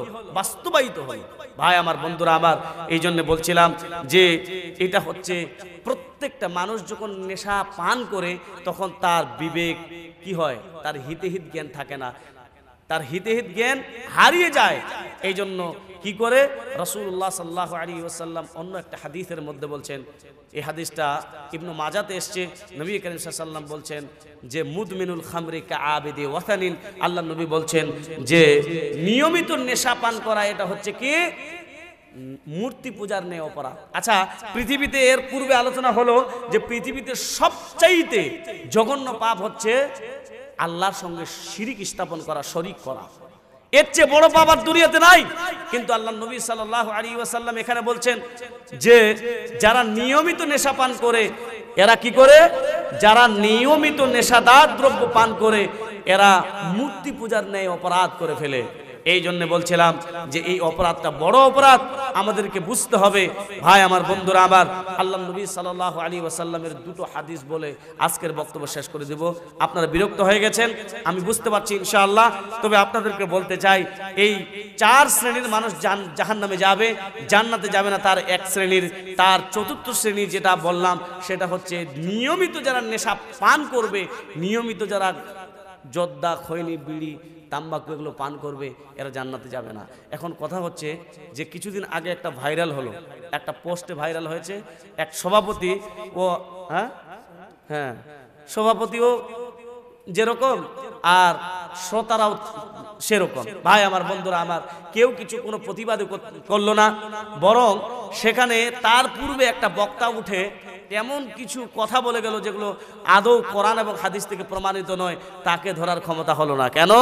ওকে যদি ধরতে যায় তাহলে আমার ভাত বন্ধ হয়ে যাবে, এরকম পরিস্থিতি। কিন্তু তারপরে যখন ওই ভাই জলঙ্গি থেকে এসেছিলেন শাইনুর রহমান, তাকে তখন ধরা হলো। তাকে বলা হচ্ছে, যদিও আমি তার কোনো ফ্রেন্ড নয় এবং তার প্রতি আমার কোনো এরকম গভীর কোনো ভালোবাসা নেই, এরপরেও সত্য যেটা সেটাকে বলতে হবে। ভাই, এই কথা হচ্ছে কি যে আল্লাহ নবী সাল্লাল্লাহু আলাইহি ওয়াসাল্লাম বলছেন কুল্লু মুস্কিরিন খামরুন। কি বলছেন? কুল্লু মুস্কিরিন খামরুন ওয়া কুল্লু খামরিন হারামুন। প্রত্যেকটা নেশা হচ্ছে মদের অন্তর্ভুক্ত। আল্লাহ নবী সাল্লাল্লাহু আলাইহি ওয়াসাল্লাম, এখন আপনি যদি বলেন যে প্রত্যেকটা নেশার, এখানে বিড়ি, কিছু আলেম, এক আলেম বলছে যে হারগে নবীর জামানায় খৈনি যে খাওয়া যাইবে না, এক বেকুব বলছে যে খৈনি যে খাওয়া যাইবে না, তো এটা তুমি হাদিসের মধ্যে দেখিয়ে দাও। কত বড় বেকুব দেখেন, বলছে খৈনি যে খাওয়া যাইবে না ওটা তুমি হাদিসে দেখিয়ে দাও। আমি বলছি যে খৈনি একটা নাম দিব, তাব্বাকু একটা দিব, তিরাঙ্গা একটা দিব, এরকম নামগুলো সবগুলো যদি দিতে একটা পুরো চ্যাপ্টার তৈরি করতে হবে। বুখারীর মতো একটা পুরো চ্যাপ্টার, বুখারীর মতো একটা পুরো চ্যাপ্টার তৈরি করতে হবে খালি একটা নেশাদার দ্রব্য মানে নেশার লিস্ট তৈরি করতে গেলে। আপনাকে এতগুলো নামে 100টা নাম আমি বলে দিতে পারবো, মনে হয় 100টা নাম আমি বলে দিতে পারবো, এতগুলো প্যাকেট আছে। আল্লাহু আকবার। কিন্তু এই সবগুলো নাম আল্লাহ নবী সাল্লাল্লাহু আলাইহি ওয়াসাল্লাম কি বলছেন? কুল্লু মুস্কিরিন খামরুন, প্রত্যেকটা নেশা হচ্ছে মদের অন্তর্ভুক্ত, মদ। আর আল্লাহ নবী সাল্লাল্লাহু আলাইহি ওয়াসাল্লাম আরেকটা হাদিসের মধ্যে তিনি বলছেন, হযরতে মুসা আল আশআরী রাদিয়াল্লাহু তাআলা আনহু থেকে হাদিসটি বর্ণিত, রাসূলুল্লাহ সাল্লাল্লাহু আলাইহি ওয়াসাল্লাম তিনি বলছেন যে আমার উম্মতের মধ্যে কিছু লোক মদ পান করবে আর ইউসাম্মুনাহা বিগাইরি ইসমিহা, কিন্তু তার নাম হবে কি ভিন্ন।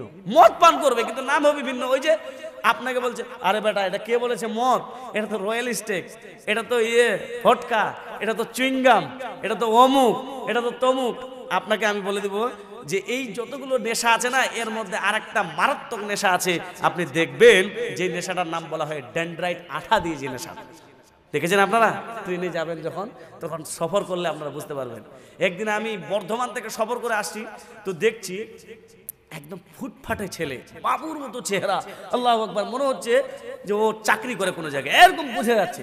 কিন্তু মনে মনে আমি তখন দেখছি ও ছেলেটা সিট থেকে উঠে আর ওই মানে ট্রেনের দরজাটার ওখানে বসে গেল, কিছু নাই এমনিতে বসে গেল।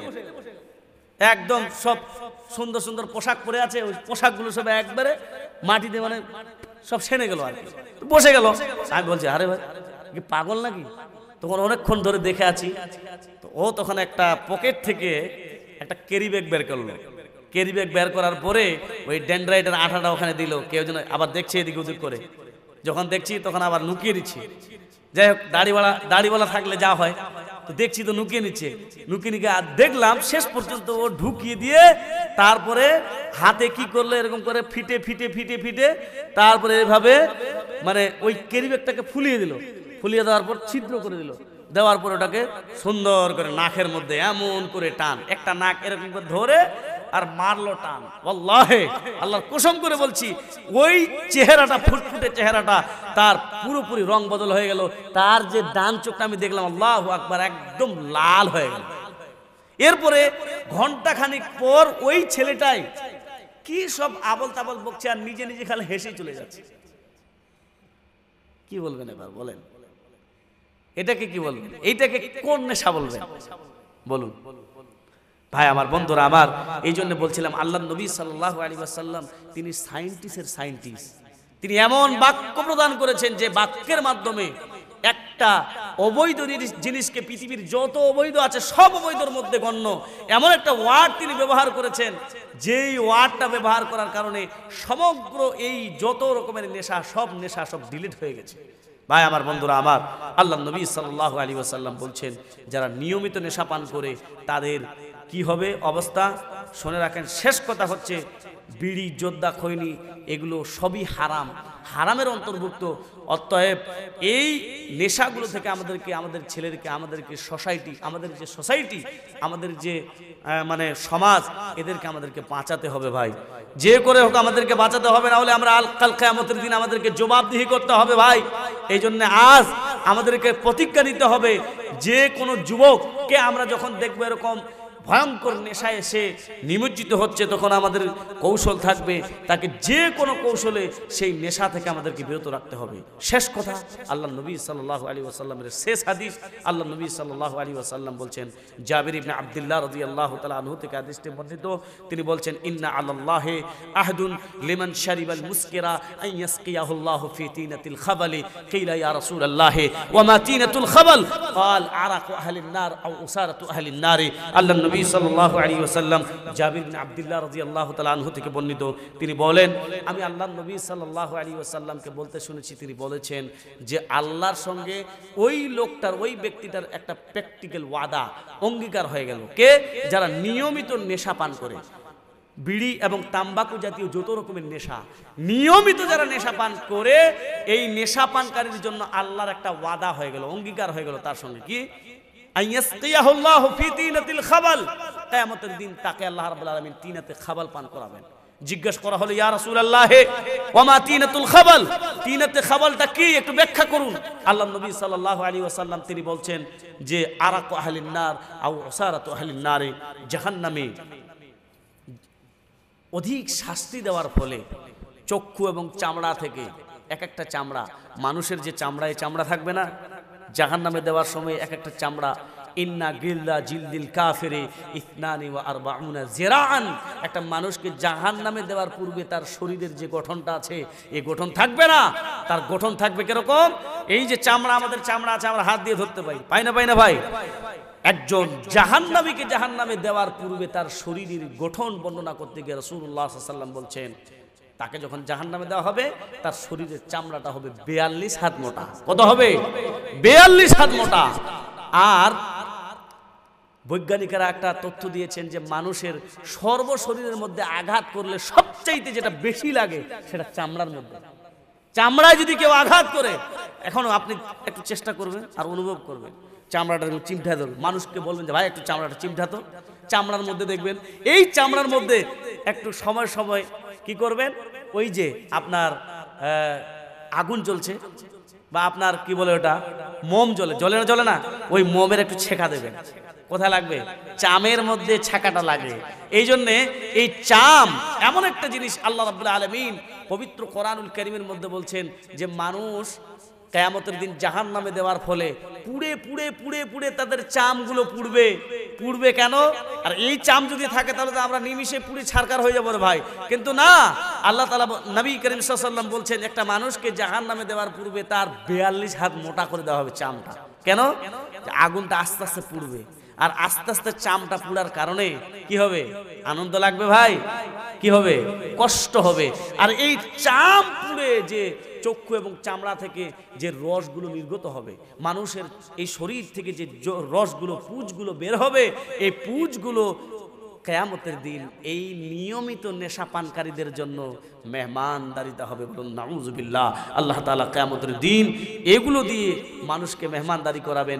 যারা নিয়মিত বিড়ি সিগারেট জর্দা পান করেছেন, নিয়মিত মদ পান করেছেন, তারা জেনে রাখুন কাল কিয়ামতের দিন আল্লাহ রাব্বুল আলামিন এই তিনাতে খাবাল, এই যে মানুষের জ্বলে যাওয়া চামড়া থেকে পদার্থগুলো আল্লাহ রাব্বুল আলামিন কিয়ামতের দিন পান করাবেন। এই পান ভাই, সামান্য একটা মানুষের ঘা, আমরা পিঠের ঘা দেখতে পেলে আমাদের ভাত রুচে না, ওইখানে তো পুজের উপর পুজ আপনাকে নিয়ে এসে দেওয়া হবে এবং জোর করে আপনাকে পান করতে বলা হবে, ও পাই থাকবে না ভাই। এই জন্য আমরা নিজেদেরকে আগে আত্মরক্ষা করি, নিজেদের নফসকে আগে আমরা জাহান্নামের আগুন থেকে বাঁচাই। 4 শ্রেণীর মানুষ জাহান্নামে যাবে, চূড়ান্ত যাবে, কিন্তু তার আগে আল্লাহ রাব্বুল আলামিন কিছু সহজ পন্থা রেখেছেন। আল্লাহ রাব্বুল আলামিন জান্নাতে যাওয়ার পথ খুলে রেখেছেন। আমাদেরকে আল্লাহ রাব্বুল আলামিন বিবেক দিয়েছেন, আমরা বিবেক দিয়ে বোঝার চেষ্টা করি। আমরা একটু চেষ্টা করি নিজেদের আত্মসমালোচনা করার এবং নিজেদের পাপগুলো আমরা যারা আজকে এসেছি আমরা খতিয়ে দেখব এই 4 শ্রেণীর মধ্যে আমরা কি শ্রেণীভুক্ত নাকি, আমরা আজকে খতিয়ে দেখব। যদি আমরা থাকি তাহলে এই সবার মাধ্যমে নিজেদেরকে পরিবর্তন করার চেষ্টা করব। আমরা হব তো ভাই ইনশাআল্লাহ নাকি? কি ভাই আমরা বলবো তো সবাইকে? বলবো তো ইনশাআল্লাহ? সবাইকে আমরা ইনশাআল্লাহ বলবো। এখানে কেউ যদি বিড়ি পান করে থাকেন, কেউ যদি জর্দা সিগারেট পান করে থাকেন, নিয়মিত কোনো আপনাদের নেশাদার দ্রব্য পান করে থাকেন, তাহলে আজ থেকে আপনারা ইরাদা করে নেন জীবনে আর পান করার চেষ্টা করবেন না। তওবা করার সুযোগ হয়তোবা আল্লাহ তাআলা আপনাকে দিতেও পারে, নাও দিতে পারে। আল্লাহ তাআলার কাছে দোয়া করি, মাওলা করিম আয় আল্লাহ আমাদেরকে সহজভাবে দিনকে বোঝার তৌফিক দান করুন।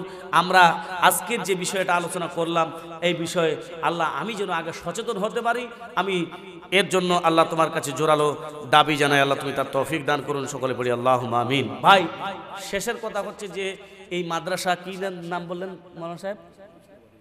না, আপনাদের ওই মাদ্রাসা কৃষ্ণবাটি। তো কৃষ্ণবাটির মাদ্রাসার জন্য এলানের জন্য এসেছেন ইনারা। আমাকে বলেছিলেন যে ওনাদের মাদ্রাসার আলহামদুলিল্লাহ পরিকাঠামোটা আগের থেকে অনেক রদবদল হয়েছে আলহামদুলিল্লাহ। আর বিশেষ করে যুবকরা তারা কাছে এসেছে। এই জন্যে আপনাদেরকে আমি বলবো শুধু আজকেই নয়, আপনারা সহযোগিতা করার চেষ্টা করবেন। এই মাদ্রাসা আছে বলে এই দিন জিন্দা আছে। দিনের কথা 4টা কথা আপনারা শুনতে পাচ্ছেন। মাদ্রাসা উঠে গেলে ভাই দিন আর এই যে টুকটুক যে আলোটা জ্বলছে না, এটাও থাকবে না, সব উঠে যাবে। আল্লাহ নবী সাল্লাল্লাহু আলাইহি ওয়াসাল্লাম একটা হাদিসে, শেষ হাদিস একটা বলে দিই, আল্লাহ নবী সাল্লাল্লাহু আলাইহি ওয়াসাল্লাম বলছেন যে রাসূলুল্লাহ সাল্লাল্লাহু আলাইহি ওয়াসাল্লাম বলছেন, ইন্নাল্লাহা ইয়াকবিজুল ইলমা ইনতিজাআন ইয়ানতাজিউহু মিনাল ইবাদ ওয়ালাকিন্না ইয়াকবিজুল ইলমা বিকবজিল উলামাই। ভাই এই যে আলেম সাইদুর রহমান ভাই আপনি দেখছেন, উনি অনেক দিন ধরে আমি শুনলাম এসে কৃষ্ণমাটি মাদ্রাসার খিদমত ওনারা আছে। আল্লাহ তাআলা সেই খিদমতকে আল্লাহ তাআলা কবুল করুক, সকলে বলি আল্লাহুম্মা আমিন, এবং ইস্তেকামা থাকার তৌফিক দান করুক। শেষ পর্যন্ত তিনি যেন সেখানেই নিঃশ্বাস ত্যাগ করেন, সেই সংগ্রামের মাধ্যমে তিনার জন্য নিঃশ্বাস ত্যাগ হয়, সকলে বলি আল্লাহুম্মা আমিন। ওনার কাছে আমি শুনলাম আলহামদুলিল্লাহ উনি অনেক সংগ্রাম করে সেই মাদ্রাসাটা গড়েছেন, আলহামদুলিল্লাহ তিনি যেন টিকে থাকতে পারেন। আমি এটাই বলতে চাচ্ছি যে আজকে উনি আছেন, উনি আজকে আছেন, উনি তো সারা জীবন থাকবেন না রে ভাই, থাকবেন কি? সারা জীবন থাকবেন না। আল্লাহ তাআলা এই জন্য, রাসূলুল্লাহ সাল্লাল্লাহু আলাইহি ওয়াসাল্লাম এই জন্য বলছেন যে নিশ্চয়ই আল্লাহ মানুষের কাছ থেকে ডাইরেক্ট ইলমকে ছিনিয়ে নেন না, যে ওর কাছে ইলম আছে তো ইলমটাকে আমি ছিনিয়ে নিলাম, এটা কাজ আল্লাহ করেন না। কিন্তু তার ফৌতের মাধ্যমে, তার মৃত্যুর মাধ্যমে তার ইলমটাকে উঠিয়ে নেওয়া হয়। উনার কাছে কিছু গভীরতা আছে, উনার কাছে যে গভীরতাগুলো আছে সেই গভীর ইলমগুলো আল্লাহ ডাইরেক্ট ছিনিয়ে নেবেন না, কিন্তু উনার একটা নির্ধারিত সময় আছে। উনি মানুষ, আমিও মানুষ, আমার কাছে দুটা ইলম আছে, ধরে নেন দুটা, তো এই দুটা ইলম আমার কাছে আছে। আল্লাহ তাআলা এই ইলমটাকে আমাকে ছিনিয়ে নেবেন না, কিন্তু আমারও একটা নির্ধারিত সময় আছে। লা ইস্তাখিরুনা সাআতাও ওয়া লা ইস্তাকদিমুন। প্রত্যেকটা মানুষের একটা নির্ধারিত, প্রত্যেকটা জীবের একটা আল্লাহ রাব্বুল আলামিন নির্ধারিত সময় রেখেছেন। তো এই সময় আসলে আর সে না সামনে যেতে পারবে না পিছনে যেতে পারবে। তো উনার যখন সময় আসবে তখন উনি চলে যাবেন, কিন্তু উনি যাওয়ার সাথে সাথে তার যে গভীরতাটা, তার যে ইলমটা, এটা তো উনি আর রেখে যাবেন না, উনি নিয়ে যাবেন। এই গভীরতাটা আর থাকবে না। আল্লাহ তাআলা এই মৃত্যুর মাধ্যমে ইলম উঠিয়ে নেবেন। তখন সমাজের মানুষেরা কি করবে জানেন? সমাজের নেতারা এরা নির্বাচন করবে, এমন নেতা নির্বাচন করবে যারা জাহেল, যারা দ্বীন ইসলাম সম্পর্কে কিছুই জানে না। তাদেরকে যখন কোনো দিনের সম্পর্কে কোনো ফতোয়া জিজ্ঞাসা করা হবে, কোনো দিনের ব্যাপারে কোনো কিছু জিজ্ঞাসা করা হবে, তখন আফতাও বেগাইরে ইলমিন, তারা বিনা স্টাডিতে, বিনা জানায়, বিনা কোনো কিছু না জানায় এবং কিতাবের দক্ষতা না থাকায় তারা কি করবে? ফতোয়া দিয়ে দিবে, মানুষকে ইলম পৌঁছাবার চেষ্টা করবে। ফলে কি হবে? আদাল্লু, সে নিজেও পথভ্রষ্ট হবে, ও আদাল্লু, এবং তাদেরকেও পথভ্রষ্ট করবে, সমাজের মানুষকে পথভ্রষ্ট করে দিবে। এই জন্য ভাই এই ইলমকে প্রতিহত রাখার জন্য, অব্যাহত রাখার জন্য আমি কর্ণজোরে আপনাদেরকে আবেদন করব। এই গ্রামের সকল মা, খালা এবং বাপজানদেরকে আমি বিশেষভাবে আবেদন করে যাব যে উনি তো থাকবেন না, কিন্তু উনার যে ইলমটা উনি বন্টন করবেন ইনশাআল্লাহ। তার জন্য এই যে ইলমটাকে গ্রহণ করার জন্য কিছু ছাত্রের প্রয়োজন, তারা তাদেরকে দিয়ে যাবেন। এইভাবে কিয়ামত পর্যন্ত এই ইলম ইনশাআল্লাহ অব্যাহত থাকবে। আর আমরা যদি ইলমটা অর্জন করাই ছেড়ে দিই, তাহলে উনার ইলম উনি নিয়ে চলে যাবেন, উনার গভীরতা উনার কাছে থেকে যাবে, বাকি তো আমরা আর পারবো না। এই জন্যে আমি আবেদন করব যে আপনারা অবশ্যই কৃষ্ণবাটি মাদ্রাসার জন্য আপনারা চিন্তা ভাবনা করবেন এবং সকলেই নিজেদের ছেলেদেরকে, আপনাদের ছেলেদেরকে পড়াচ্ছেন, আলহামদুলিল্লাহ পড়ান, কোনো অসুবিধা নাই। আপনার ইচ্ছা আছে আপনি ডাক্তার, ইঞ্জিনিয়ার, আপনি তাদেরকে সমাজের বড় বড় কর্ণধার বানাতে চান, বানান, কোনো আপত্তি নেই। কিন্তু বেসিক্যালি যে শিক্ষা, যেটা ফরজ শিক্ষা, বাধ্যতামূলক শিক্ষা, সেই শিক্ষাটা আপনি আপনার ছেলেকে দেন। আর এটা মাদ্রাসা ছাড়া সম্ভব নয়। এই জন্য আল্লাহ রাব্বুল আলামিনের কাছে দোয়া করি, মাওলা কারীম আল্লাহ তুমি আমাদেরকে দ্বীন বোঝার তৌফিক দান করুন, সকলে পড়ি আল্লাহুম্মা আমিন। ওয়া সাল্লাল্লাহু আলা নাবিয়্যিনা মুহাম্মদ ওয়া আলা আলিহি ওয়া সাহবিহি আজমাইন। ছোট্ট একটা গজল বলে আজকের এখান থেকে বক্তব্য ইতি করবো ইনশাআল্লাহুল আজিজ। জি হ্যাঁ হ্যাঁ বলছি ইনশাআল্লাহ। আজ মানুষকে দেখে যদি মানুষের দিলে লাগে এত ভয়,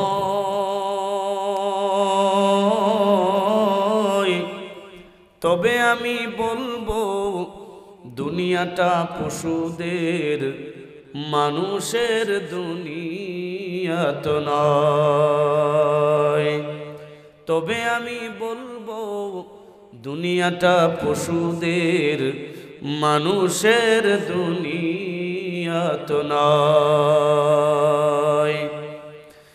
মানুষের রূপ নিয়ে মানুষেরই মাঝে ঘরে হায়নার দল কত এখানে, মা বোনেরই ইজ্জত দ্বিধাহীন চিতে লুটে নিতে বাধা নেই যেখানে। জালিমের সন্ত্রাস চুপ করে রয়ে যাও, জালিমের সন্ত্রাস চুপ করে রয়ে যাও, এই যদি রাষ্ট্রের আইন হয়।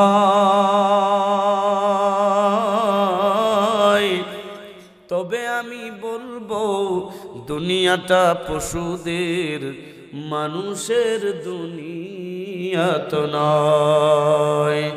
তবে আমি বলবো দুনিয়াটা পশুদের, মানুষের দুনিয়াত নয়।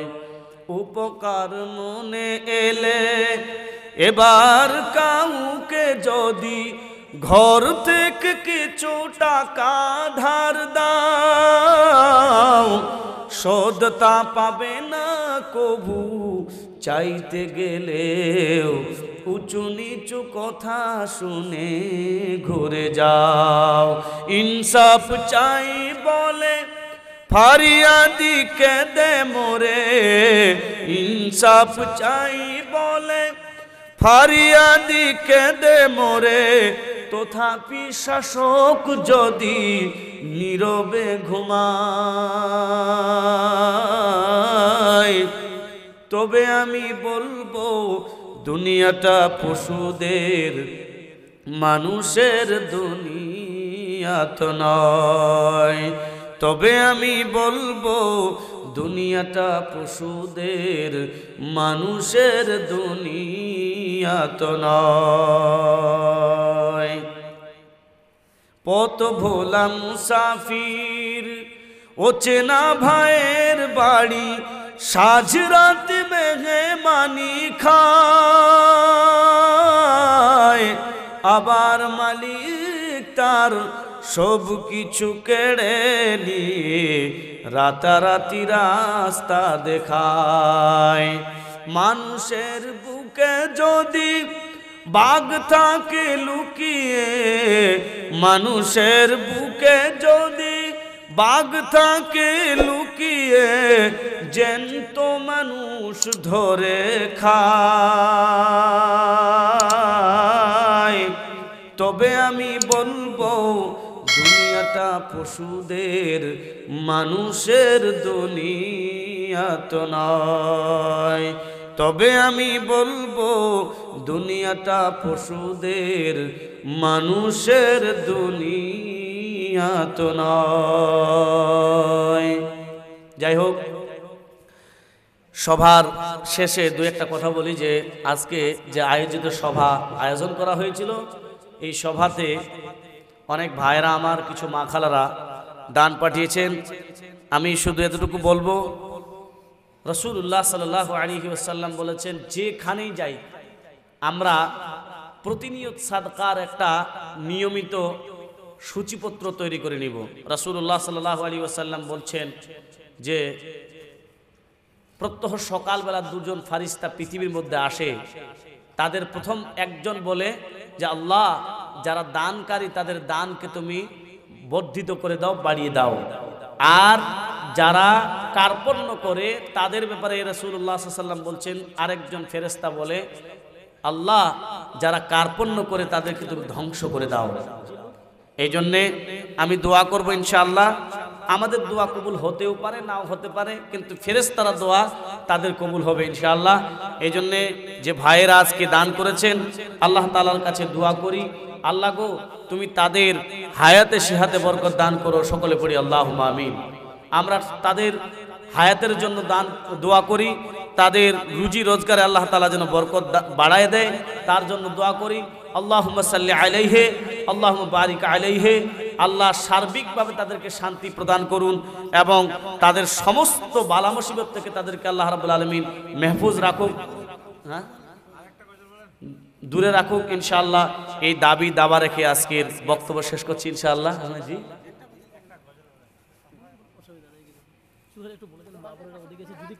হ্যাঁ, মা বোনেরা আপনারা বসে আছেন, লক্ষ্মীর ভান্ডারের তো অভাব নাই, তো এই ভাইরা অনেক কষ্ট করে ইনারা সব দাওয়াতি কাজ করে যাচ্ছেন, তো আপনাদের কাছ থেকে ওনাদের আবদার আছে, আপনারা খালি হাতে বাড়িতে ফিরিয়ে যেন না, খালি হাতে কেউ বাড়িতে ফিরে যাবেন না, যে যেটুকু পারবেন আল্লাহর ওয়াস্তে দিয়ে যাবেন ইনশাআল্লাহ। ভাই ঠিক আছে, একটা ছোট্ট গজল বলি। হ্যাঁ, মানে বুকে একটু সমস্যা হচ্ছে তো আমার, অনেক দিন ধরে চিকিৎসা চলছে, দোয়া করবেন আল্লাহ তাআলা যেন শেফা দান করেন, সকলে পড়ি আল্লাহুম্মা আমিন। ভাইরা আমার, বন্ধুরা আমার, এই গজলটা আমি সব জায়গায় বলি আর বলার চেষ্টা করি। গ্রাস করেছে রে আজি গ্রাস করেছে, নবীর দিনকে শিরক বিদআতে গ্রাস করেছে, গ্রাস করেছে রে আজি গ্রাস করেছে, নবীর দিনকে শিরক বিদআতে গ্রাস করেছে, ইমানের মনি কোটায় বিদআত ঢুকেছে, সালাত সিয়াম হজ যাকাত আর দিনের সব কাজে, ইমানের মনি কোটায় বিদআত ঢুকেছে, সালাত সিয়াম হজ যাকাত আর দিনের সব কাজে, নবীর দিন করছে গ্রাস, নবীর দিন করছে গ্রাস, শিরক বিদআতে গ্রাস করেছে রে আজি গ্রাস করেছে, নবীর দিনকে শিরক বিদআতে গ্রাস করেছে, গ্রাস করেছে রে আজি গ্রাস করেছে, নবীর দিনকে শিরক বিদআতে গ্রাস করেছে।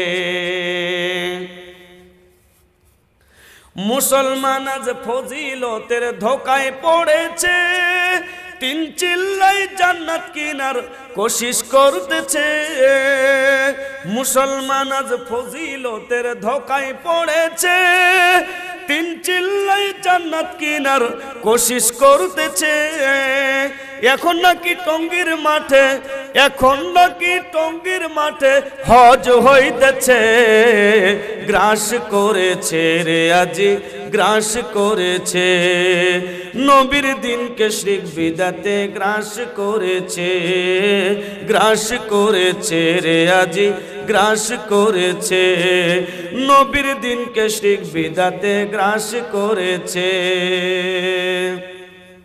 ছবি মূর্তি ঘরে ঘরে, কত মূর্তি মোড়ে মোড়ে, কত কবরের শহীদ মিনার ডুবে যাচ্ছে ফুলের ভারে, ছবি মূর্তি ঘরে ঘরে, কত মূর্তি মোড়ে মোড়ে, কত কবরের শহীদ মিনার ডুবে যাচ্ছে ফুলের ভারে, নগ্ন পদে প্রভাত ফেরি, নগ্ন পদে প্রভাত ফেরি, অগ্নি পূজাও করতেছে, গ্রাস করেছে রে আজি গ্রাস করেছে, গ্রাস করেছে রে আজি গ্রাস করেছে, নবীর দিনকে শিরক বিদআতে গ্রাস করেছে, গ্রাস করেছে, ইমানের মনি কোটায় বিদআত ঢুকেছে, সালাত সিয়াম হজ যাকাত আর দিনের সব কাজে, নবীর দিন করছে গ্রাস, নবীর দিন করছে গ্রাস, শিরক বিদআতে গ্রাস করেছে রে আজি গ্রাস করেছে, নবীর দিনকে শিরক বিদআতে গ্রাস করেছে। আসসালামু আলাইকুম ওয়া রাহমাতুল্লাহি ওয়া বারাকাতুহু।